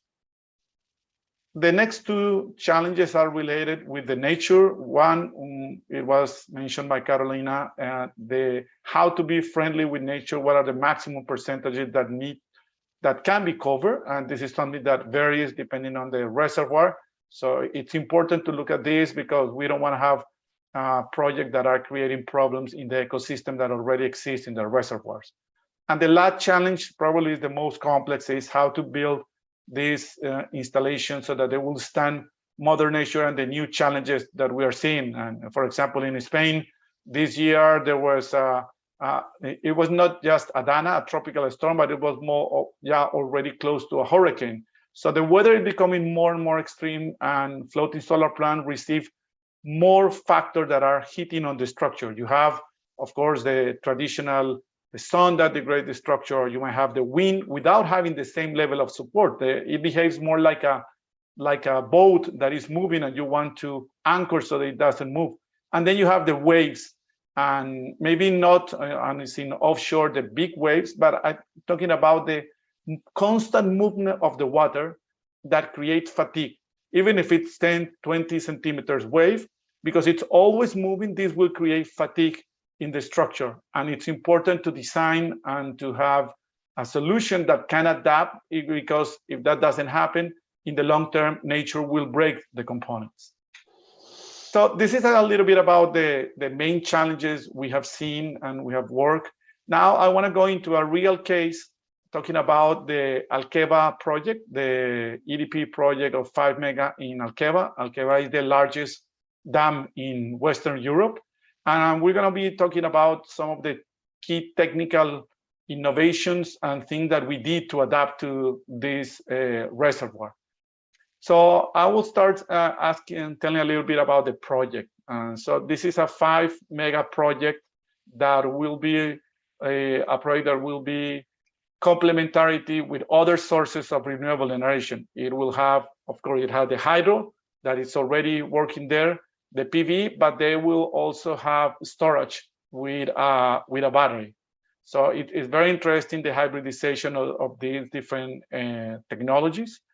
The reservoir is challenging. It has 70 meters water depth at the place of the installation of the floating solar plant. It has a water level variation of around 25 meters. And also it had challenges related with the currents and the way that we'll talk in a few minutes. When we started, and this is something that we advise our clients to really look into detail, is to have good information, to have an assessment of the situation of the reservoir. And in Alqueva, we did a few things. We look very in-depth at the velocity of the water, because we were close to the turbines where the energy is produced. So you can create some additional speed in the water. We also did bathymetries. It was done with surveys with multi-beam probe, especially with more detail in the area where we thought we were going to be installing the system. And also, this was done with other members of the project. And the project was a project that was financed and sponsored partly by the European Union. It was a Fletcher project that involved EDP, it involved Cflex that was doing the floating, the mooring solution, and we have Wayback and other companies that provided expertise. For example, in the question of the waves and conditions, as part of the consortium, there was the company RISE that they work with real life data that was being gathered since June of 2020, but they also built a model, an analysis using wave theory to define what were going to be the conditions. This reservoir has a fetch of around 2.2 kilometers, so it's a long fetch that can create big waves, and the significant wave was calculated over 1 meter, and the period between 9.5 seconds.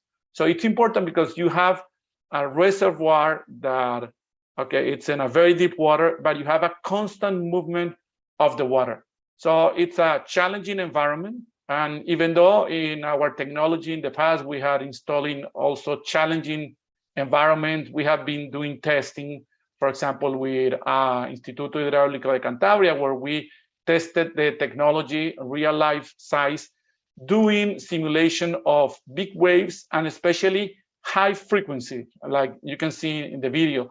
So there is one wave coming right after the other. When you have that situation, this increases significantly the fatigue because the structure cannot go back to its relaxed state, but it's coming one way after the other. And we believe that what is important is to have a structure that can adapt and can be flexible. So you see that the structure is kind of surfing the wave. It's not hitting, it's adapting to the environment and dissipating the mechanical forces. So this was a test that we had done in a controlled environment. We had also installed the system in the Netherlands in a place that has brackish water. This used to be the sea, but now it has been closed. But it has a strong gust of wind. People do kitesurf, windsurf here. And this is a calm day. This is the amount of movement that you see. And you can see on the back of the video all the movement that the structure is suffering. Yeah? And the idea again is to be able to move with the movement of the weight. But still, these two examples that I have shown were, let's say, less challenging than the situation in Alqueva. So what did we do different from a technical perspective? The first was to create an external pontoon to act as a wave breaker. In this pontoon, we have 4 perimetral dikes that are one on each side of the plant. The dikes are composed by pontoons that are joined together with a special elastomeric joint. And the dike is attached to the floats that are supporting the PV panels using also special joints made of elastoplastic. And the mooring system, one change, is not attached to the floats as traditional. It's attached to the pontoons. So what did we do here? So this is a picture of the pontoons. The pontoons are made with a type of concrete, ultra durable concrete that it's also able to float in the water because it's filled with foam in certain parts. And this is the type of pontoon, and here you can see how the pontoons are connected between each other. So these type of joints are taken from the maritime environment in marinas, in attaching big boats to structures. So it works very well under high conditions of stress. And we can also attach in this metallic part the mooring line from the anchoring that can also support better, stronger forces.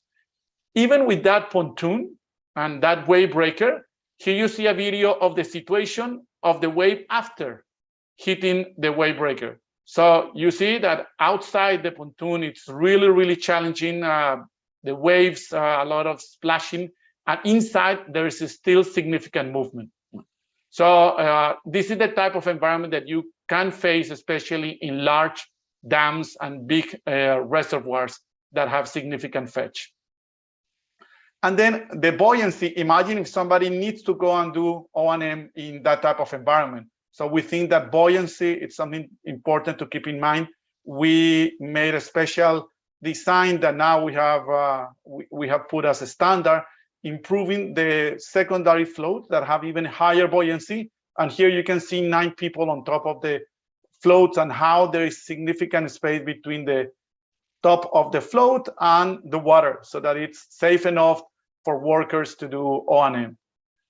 Second challenge and improvement that we did, we worked with EDP and with a Portuguese company called Amorim Core Composites to try to start improving the CO2 footprint of the system. And we developed together with Amorim the use of natural cork to be implemented inside the floats. Amorim is expert in cork composites and the processing of the cork material. And we use their expertise and work together to bring that cork composite together with HDPE to create certain pallets that are used and partially mixed with the traditional HDPE. to be used in the floats. And the main reason to do that is because with this type of material, we are reducing the gas emissions, the number of tons by CO2, around 30% compared to the traditional system that we have. So this is something that can be important in the future for certain clients where responsibility, eco-sustainability, it's relevant. We keep on innovating and trying to find out how to continue reducing the impact of CO2 emissions with our technology. Then next innovation was around the mooring design.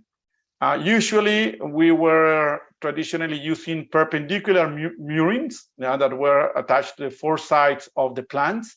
And in this case, we decided to go for diagonal moorings. Diagonal moorings, it's more complex to design, but one of the benefits compared to the traditional design was that we were able to have the plant in a situation where at any point, independently of where the wind or waves were coming, there were going to be at least 10 C-flex mooring lines working and supporting the plant. So this is important because it's significantly higher than if we were only using perpendicular.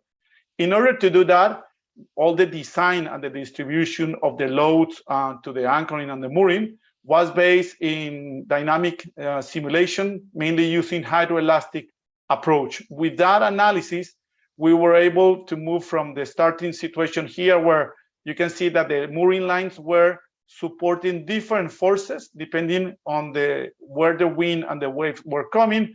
And we moved to this design where most of the lines that are outside that receive the highest wind and the waves, because this is where the big part of the dam is, they are similar and there is less on the part that are close to the dam. So this distributes better the mechanical stress and of course increases the longevity and durability of the platform as well as the anchoring and the mooring.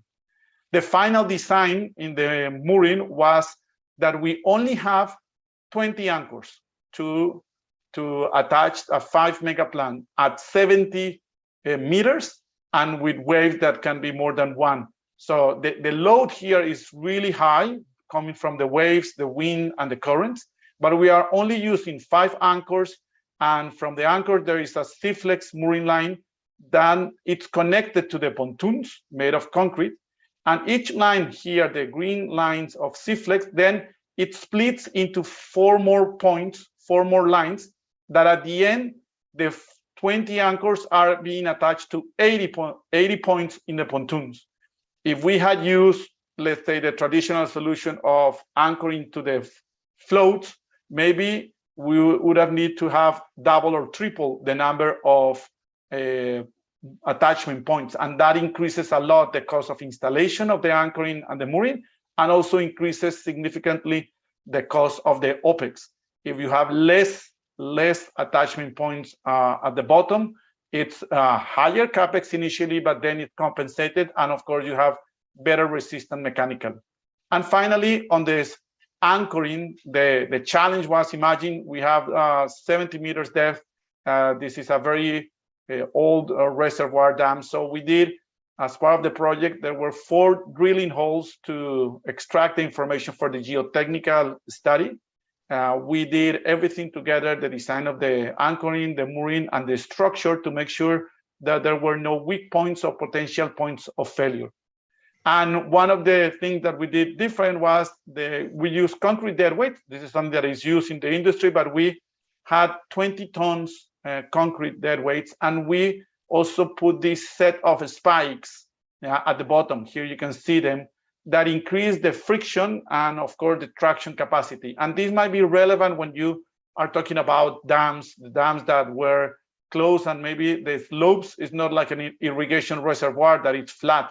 So in certain parts, you might have also mud at the bottom, or maybe the type of terrain is not as strong, and there might be some risk of the concrete dead weight moving. So that's why we put this type of spikes to increase the traction capacity. So in order to finish, and as part of our experience in Alqueva and in other places, first, we believe that even though there are similar things in floating solar compared to ground-mounted and rooftop, there are unique challenges and differences that need to be taken into account. And I know that sometimes if it's your first floating solar project, that requires an additional effort to understand why these issues are important and how to solve them. Second thing is each floating solar project requires a different design. Damaso now is going to be talking about that design, and it needs to be analyzed. It's not, there is very little copy and paste. You cannot use the same solution in an irrigation reservoir, in a dam, or if you go to a nearshore environment. And well, we look forward to continue the conversation and with our knowledge of 14 years to support you to find the best solution for floating solar projects. Thank you very much. Thank you very much, Andres, for your presentation. Very interesting. You already have a few questions at the Q&A box that we'll return to after Damaso's presentation. So I'd like to also encourage everyone who is in the audience to send questions. So yeah, we'll get to them after we hear from Damaso during his presentation. So Andres, if you can stop sharing, and then Damaso, if you share your slides, then we'll start with your presentation. And by the way, we are recording the session, so if you signed up, you'll have access to the recording as well if you want to go back to and listen to it or see the slides as well.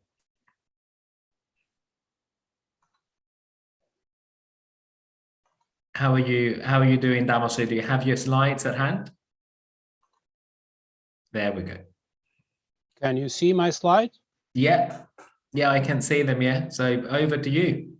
Okay, so I will start the presentation by to tell you that Ciel et Terre has been around for quite a long time.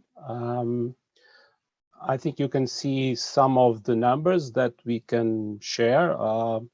We have done the first floating solar above 1 megawatt in 2013 in Japan. Since then, we have now more than 270 projects. 730 megawatt peaks are already running on, and we estimate to perceive the 1.2 gigawatts very soon. This path has always passed through Portugal. And we made the first floating solar in Portugal in 2017 at Alto Rabagão, which is a quite daunting challenge. And it's still, for me, the most challenging project in the world. But let's proceed. The system, Hydrelio system, which is the system for floating solar that Ciel et Terre is owner, is a modular and flexible system, and for sure it has evolved quite a bit in these 12 years.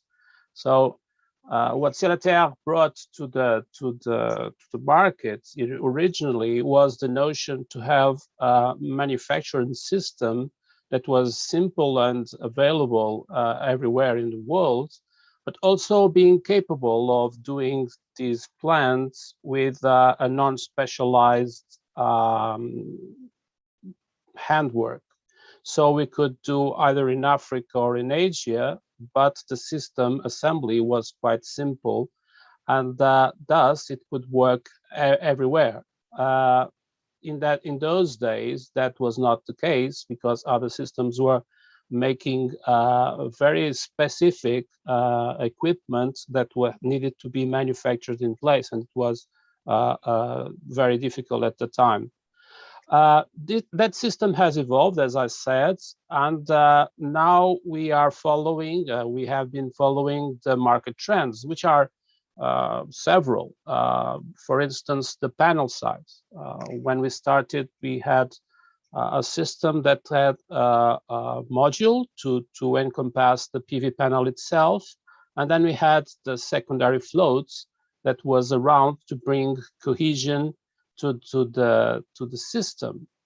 Nowadays, with the panel increase, we have to have different sizes of secondary floats to encompass this growth of panels. So the system has evolved, and there is also a main concern here, which is the reduction of the carbon footprint. For sure, we work with HDPE, which is a plastic material, but we do it trying to reduce, in practice, the footprint that we induce. And we can did this in several ways. So we evolved the shape of the floaters itself, so we can occupy less volume in a truck, so the number of trucks has reduced considerably since the beginning. We almost halved the need of trucks that we had in the beginning. So this is a direct reduction of carbon footprint. Also, we have optimized the designs, so in a way to improve the ratio of buoyancy and capability of having different equipment. Well, when we started, transformers were always on shore. The inverters were always on shore. And nowadays, it's not the case. The technological evolution has led that the inverters now are string inverters, so they must be also on the island. So we have developed a special purpose solution for that. Also, we have reduced as much as possible by very strong quality control in terms of production, the raw material need for the plant. So basically, what we are doing is designing a plant, an FPV plant that must encompass all the conditions that are present on that location, whatever the case, wherever it is, for a period of 20 years or more. So how do you manage to do this? How do you stay afloat for more than 25 years? So basically, you have to make the intersection and make consideration of 3 different parameters. So the site conditions, for sure, the plant design itself, and the engineering of the product, because basically we manufacture products. And basically what we have to say is that the reliability of the system will be on the interconnection of these 3 things. So we have, for sure, accumulated knowledge in all 3 different parameters. We had to develop our own rules, because in the beginning, as pioneers, there were no set rules. So we had to create the rules ourselves. And this led to a very accurate, very rigorous system, and a very rigorous bill of specifications for the product in all different aspects, as we will see further. So the current standards are, I know that us engineers have the idea that everything should be standardized, but you can only standardize up to a point. And this is still a work in progress. We are facing challenges, as Andreas showed in a concrete case. We are chasing the adaptation to different challenges throughout the world and throughout time. So for sure, you can only go with standards and good procedures up to a point. Then you have to adapt them to the real factor that you have. So accumulating knowledge is something that CLTR has done for a period of time. And I think the most important thing is to include this learning process in every step of the way. So for sure, we are adapting to all the different parts of the project. And you can see that there are several parts of the project that are evolving. These steps are necessary. So for sure, construction is one of them. You can have the on-site testing, that is something that you should always be aware. And you have the availability and accessibility to go to the anchoring points and positioning the anchoring with special care. And this will lead to a safeness in the design itself. So also, you must be fully aware for that specific site, what are the construction needs in terms of job yards where you do the construction itself. So it is necessary to adapt what is a standardized equipment to that location and to make the workflow go on.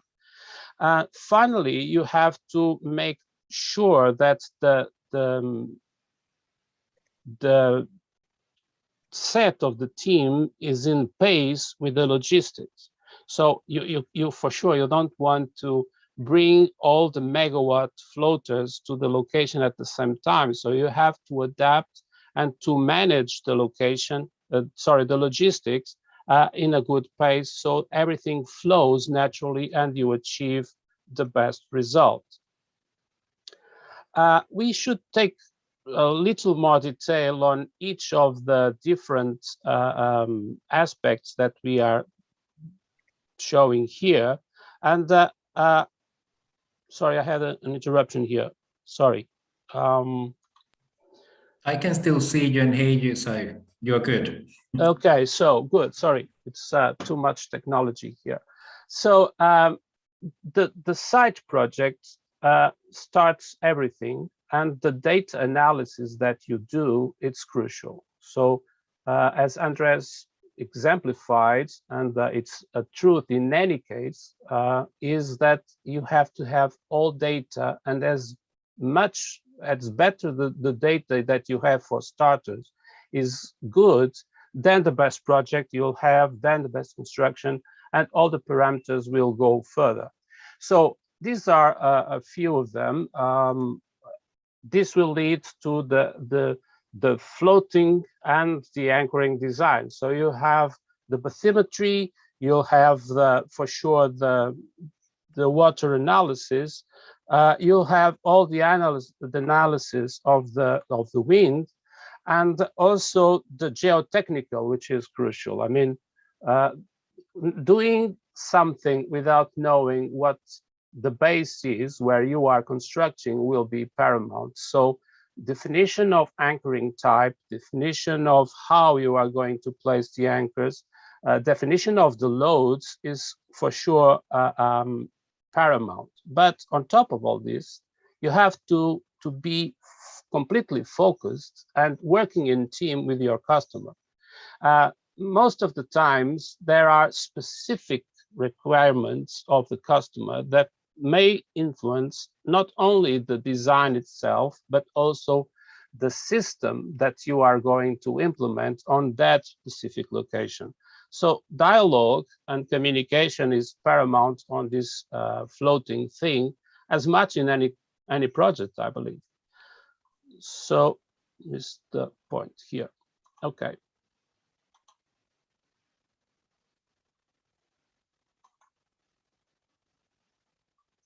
So as been described, this set of conditions that are described give us the project characteristics. The project characteristics are identified, and then you have to make sure that the product specifications that you have are adapted to that. How do you get to a very exhaustive way of making the real life testing a part of the design for this specific project is one of the main things. The second thing is that we have encompassed along these years our own system of projection and testing. So Ciel et Terre has took sure that after a period of time in which we have mainly worked with international laboratories and very specialized laboratories like Onera and others that are specific from some parameters, Now Cielater has developed its own laboratory where we can take deeper and with more accuracy the testing of our products manufacturing and all the quality control of the product. But at the same time, we have set out a group of locations for tests in which we can try out the different versions of the product and explore its limitations and its advantages, and then encompass all this in the design of the new versions of the new products, and at the same time better answer to the challenges that each location puts us. So we have come to a set of rules, of internal rules that aid us to make a better design. I would say that we have to face so many different cases like nearshore, waterways, hydroelectricity, quarries and mines. So the designer rules have evolved. I remember that in the beginning, it was much about setting the best island with the best azimuth and encompass the water level variation. And now it's a much difficult evolution, and we have coped with that, encompassing in each process and changing the process with all the knowledge that we acquire. One of the key aspects, and we have heard this before in the preliminary presentations, is maintenance. So basically what we have to say is that the maintenance of a floating solar is more or less the same that you will have on ground or rooftop, but you have to add to this the maintenance of the island and the anchoring part. So basically we will have to have a program established to accompany this further maintenance. So having a first idea of the maintenance, so you will have the island itself, and the island has a maintenance that has two parts. It is the control of each component via visual inspection, and you can also have a programmed maintenance for the time going. Then you will have the part of the anchoring that is underwater, and here you can make an evaluation along the lifetime of the plant in different ways. So of course visually for the connection points to the island, but also on a randomized and aleatory system process, going on to the anchoring itself. So you can evaluate along the years and along the selected anchors, how is it behaving actually. And also if you have anchors on shore, of course, you have to make the same control and inspection of the evolution along the time. So maintenance is a program in itself, and it's a service that for sure Cielater can also bring forth. Finally, it's important to know that whilst construction and while operating floating solar, safety comes first. You are on a challenging environment. The product that Cielater has designed has evolved to assure that the safety of the workers, both in construction and maintenance and operation, is granted. But I have to be quite transparent on this. Mainly, the company that makes the maintenance and the company that makes the operation, either it's us or otherwise, must always be aware that the workers itself must bring their equipment and must know the basic rules of working in a floating system. So this is basically what I had to convey to you. So I remain at disposal for any questions. Thank you. Thank you, Damaso, for your presentation. It was very interesting to see all of the steps you went through to build your system and the challenges you've had. We have a few questions here at the Q&A box. I think there is one of them that Andres has mentioned wants to talk about. So maybe we'll pick that one first. That is from Agata Kalganova, and she asks, what are the major challenges during construction? So Andres, what are the major challenges during construction? Well, I'd say the main challenge is uncertainty. And what do I mean by that? You make your numbers, you close the deal with your client, you start, and you don't know what's going to be the situation in the reservoir the day you start doing the construction. It can be that water level has gone down 20 meters, and now you need to adapt your launching platform. It can be that now you're getting strong winds, and with the strong wind, you need to increase the temporary anchoring that you have, because if not, there might be issues on that.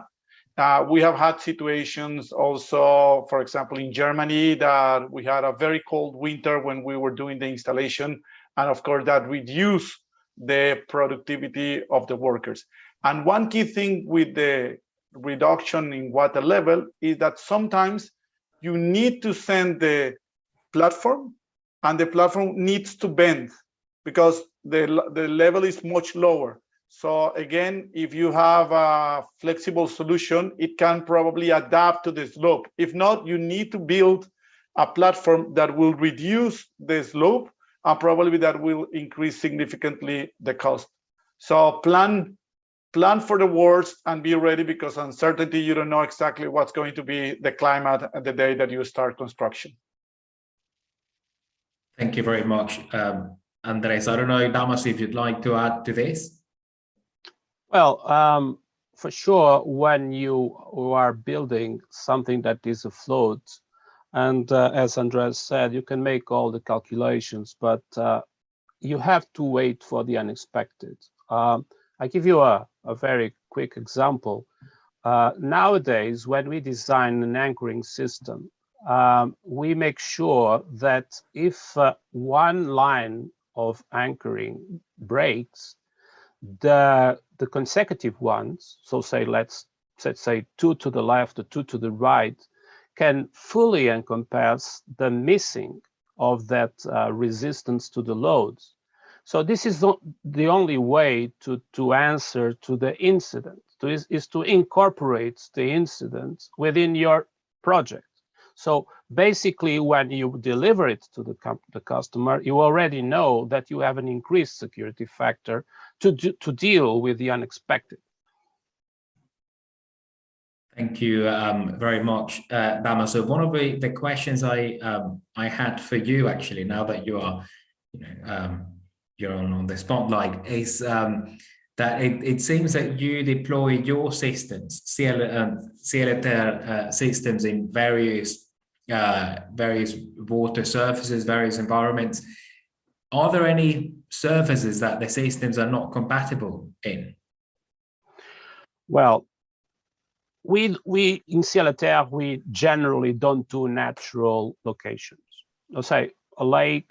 We don't do it because we feel that there are sufficient, or the number, as Moises showed us earlier today, the number of artificial lakes and ponds is so huge that in principle we will not go to natural locations. Landscape impact, negative public opinion is something that is understandable in those cases. So in case there isn't an absolute need, then we won't go there. Other than that, I would say that offshore is something that it's quite difficult.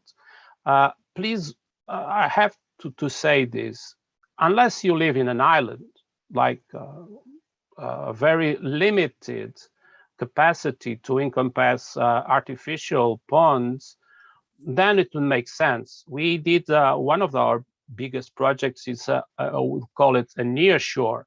It's a lagoon regimen. It can go twice a day. It will be on the bottom because of the tides, but there was an imperious need.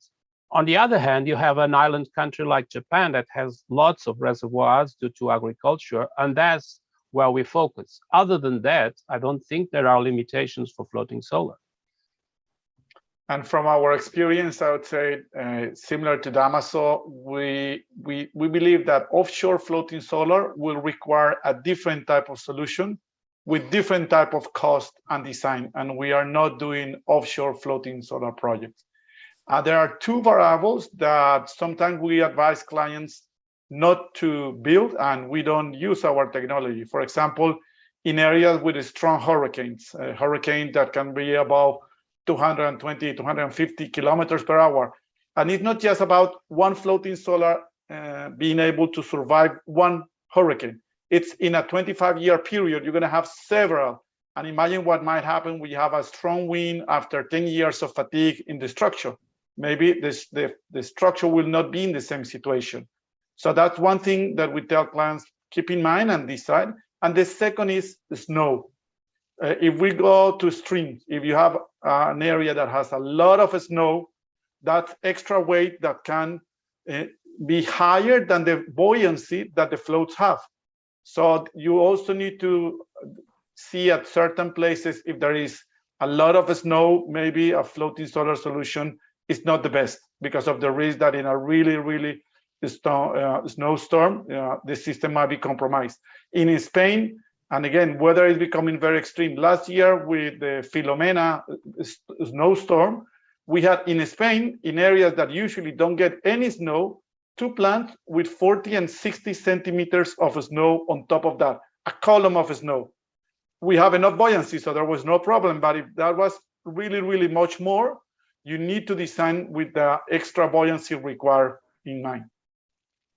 Thank you very much, Andres. And I have a question for you that has to do with different types of projects, different sizes. So you have you've worked at the Alqueva Dam, but also in smaller sized projects that are where people could have capacity for their own self-consumption. So what are the main differences between these types of projects, so smaller projects and larger projects?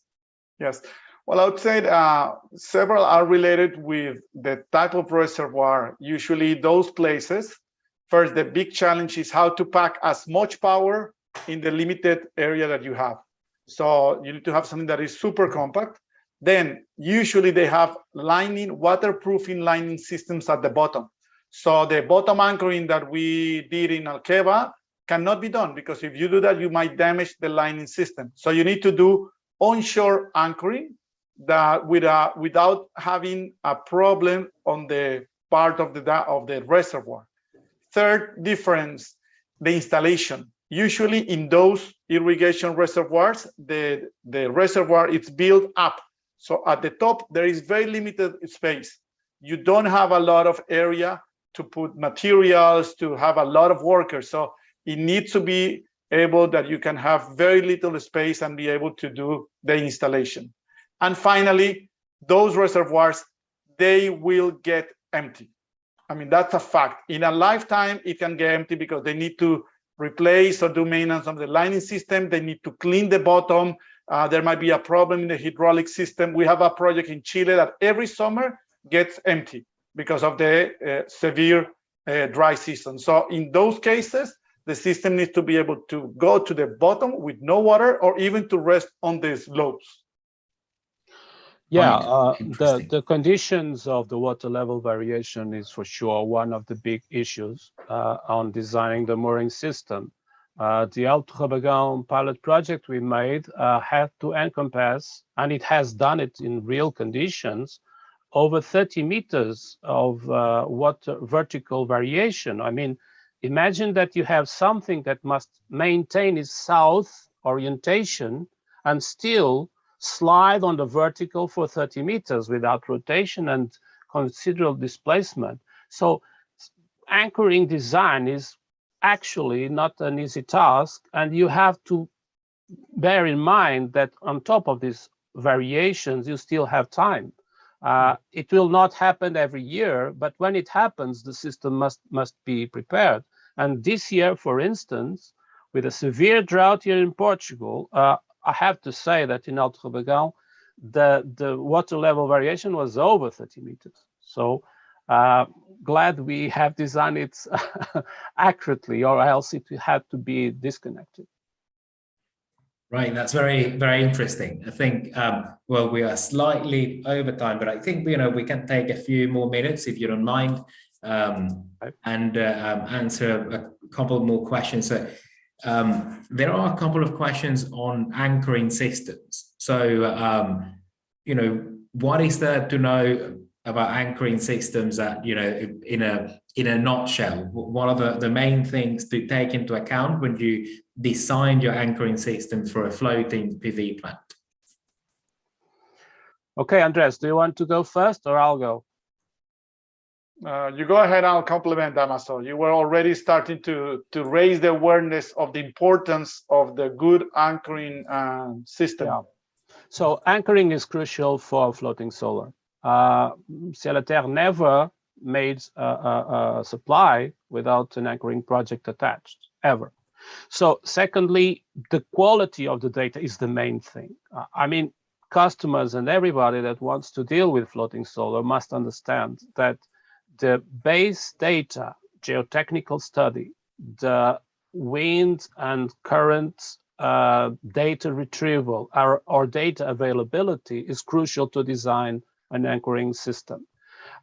With that information, you can choose precisely the type of anchoring that you must use. Either you'd use dead weights or use drilling anchors or percussion anchors, and you have to specifically determine the load that each anchor has to support. So the detail is to be complete in this point.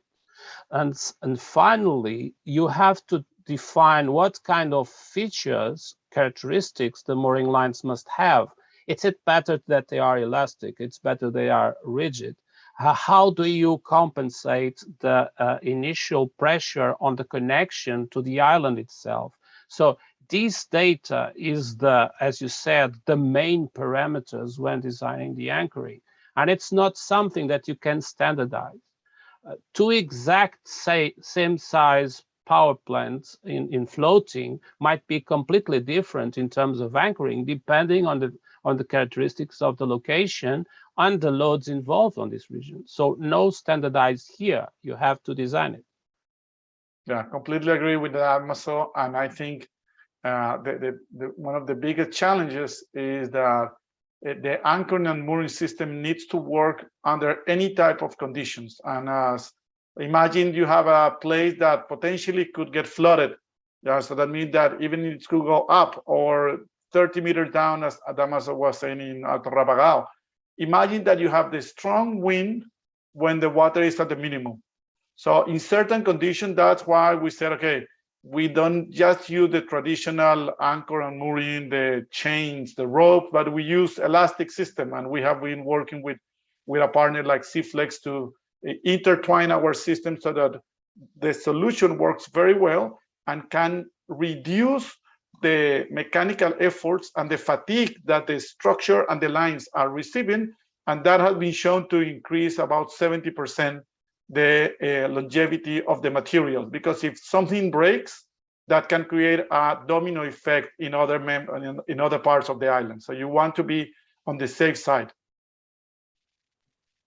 Thank you very much, Andres. I think we need to start closing, wrapping up the session. So I just wanted to ask you as a last question to both of you. So you've obviously been doing these for a number of years. What are the main lessons that you have learned, and the things that you want the audience to leave with now that we are, in your this last question?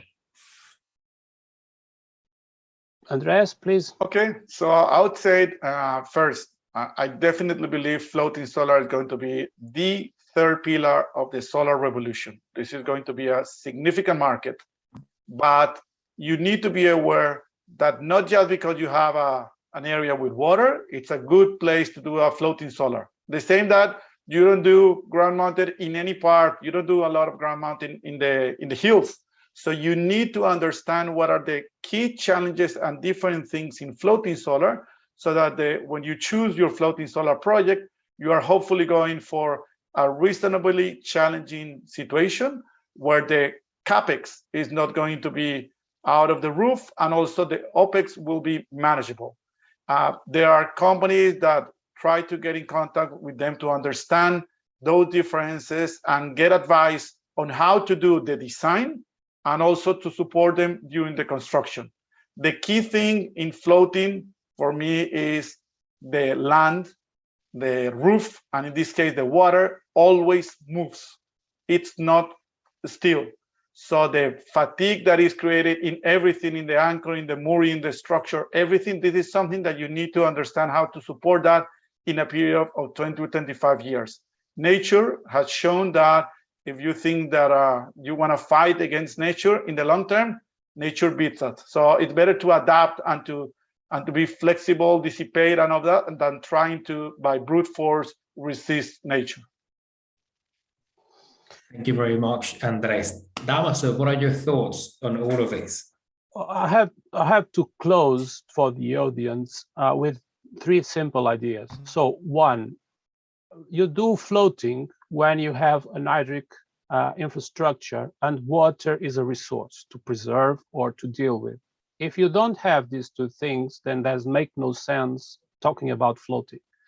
This means that the sheer comparison between ground-based or rooftop with floating solar only applies in the cases that you had the both options.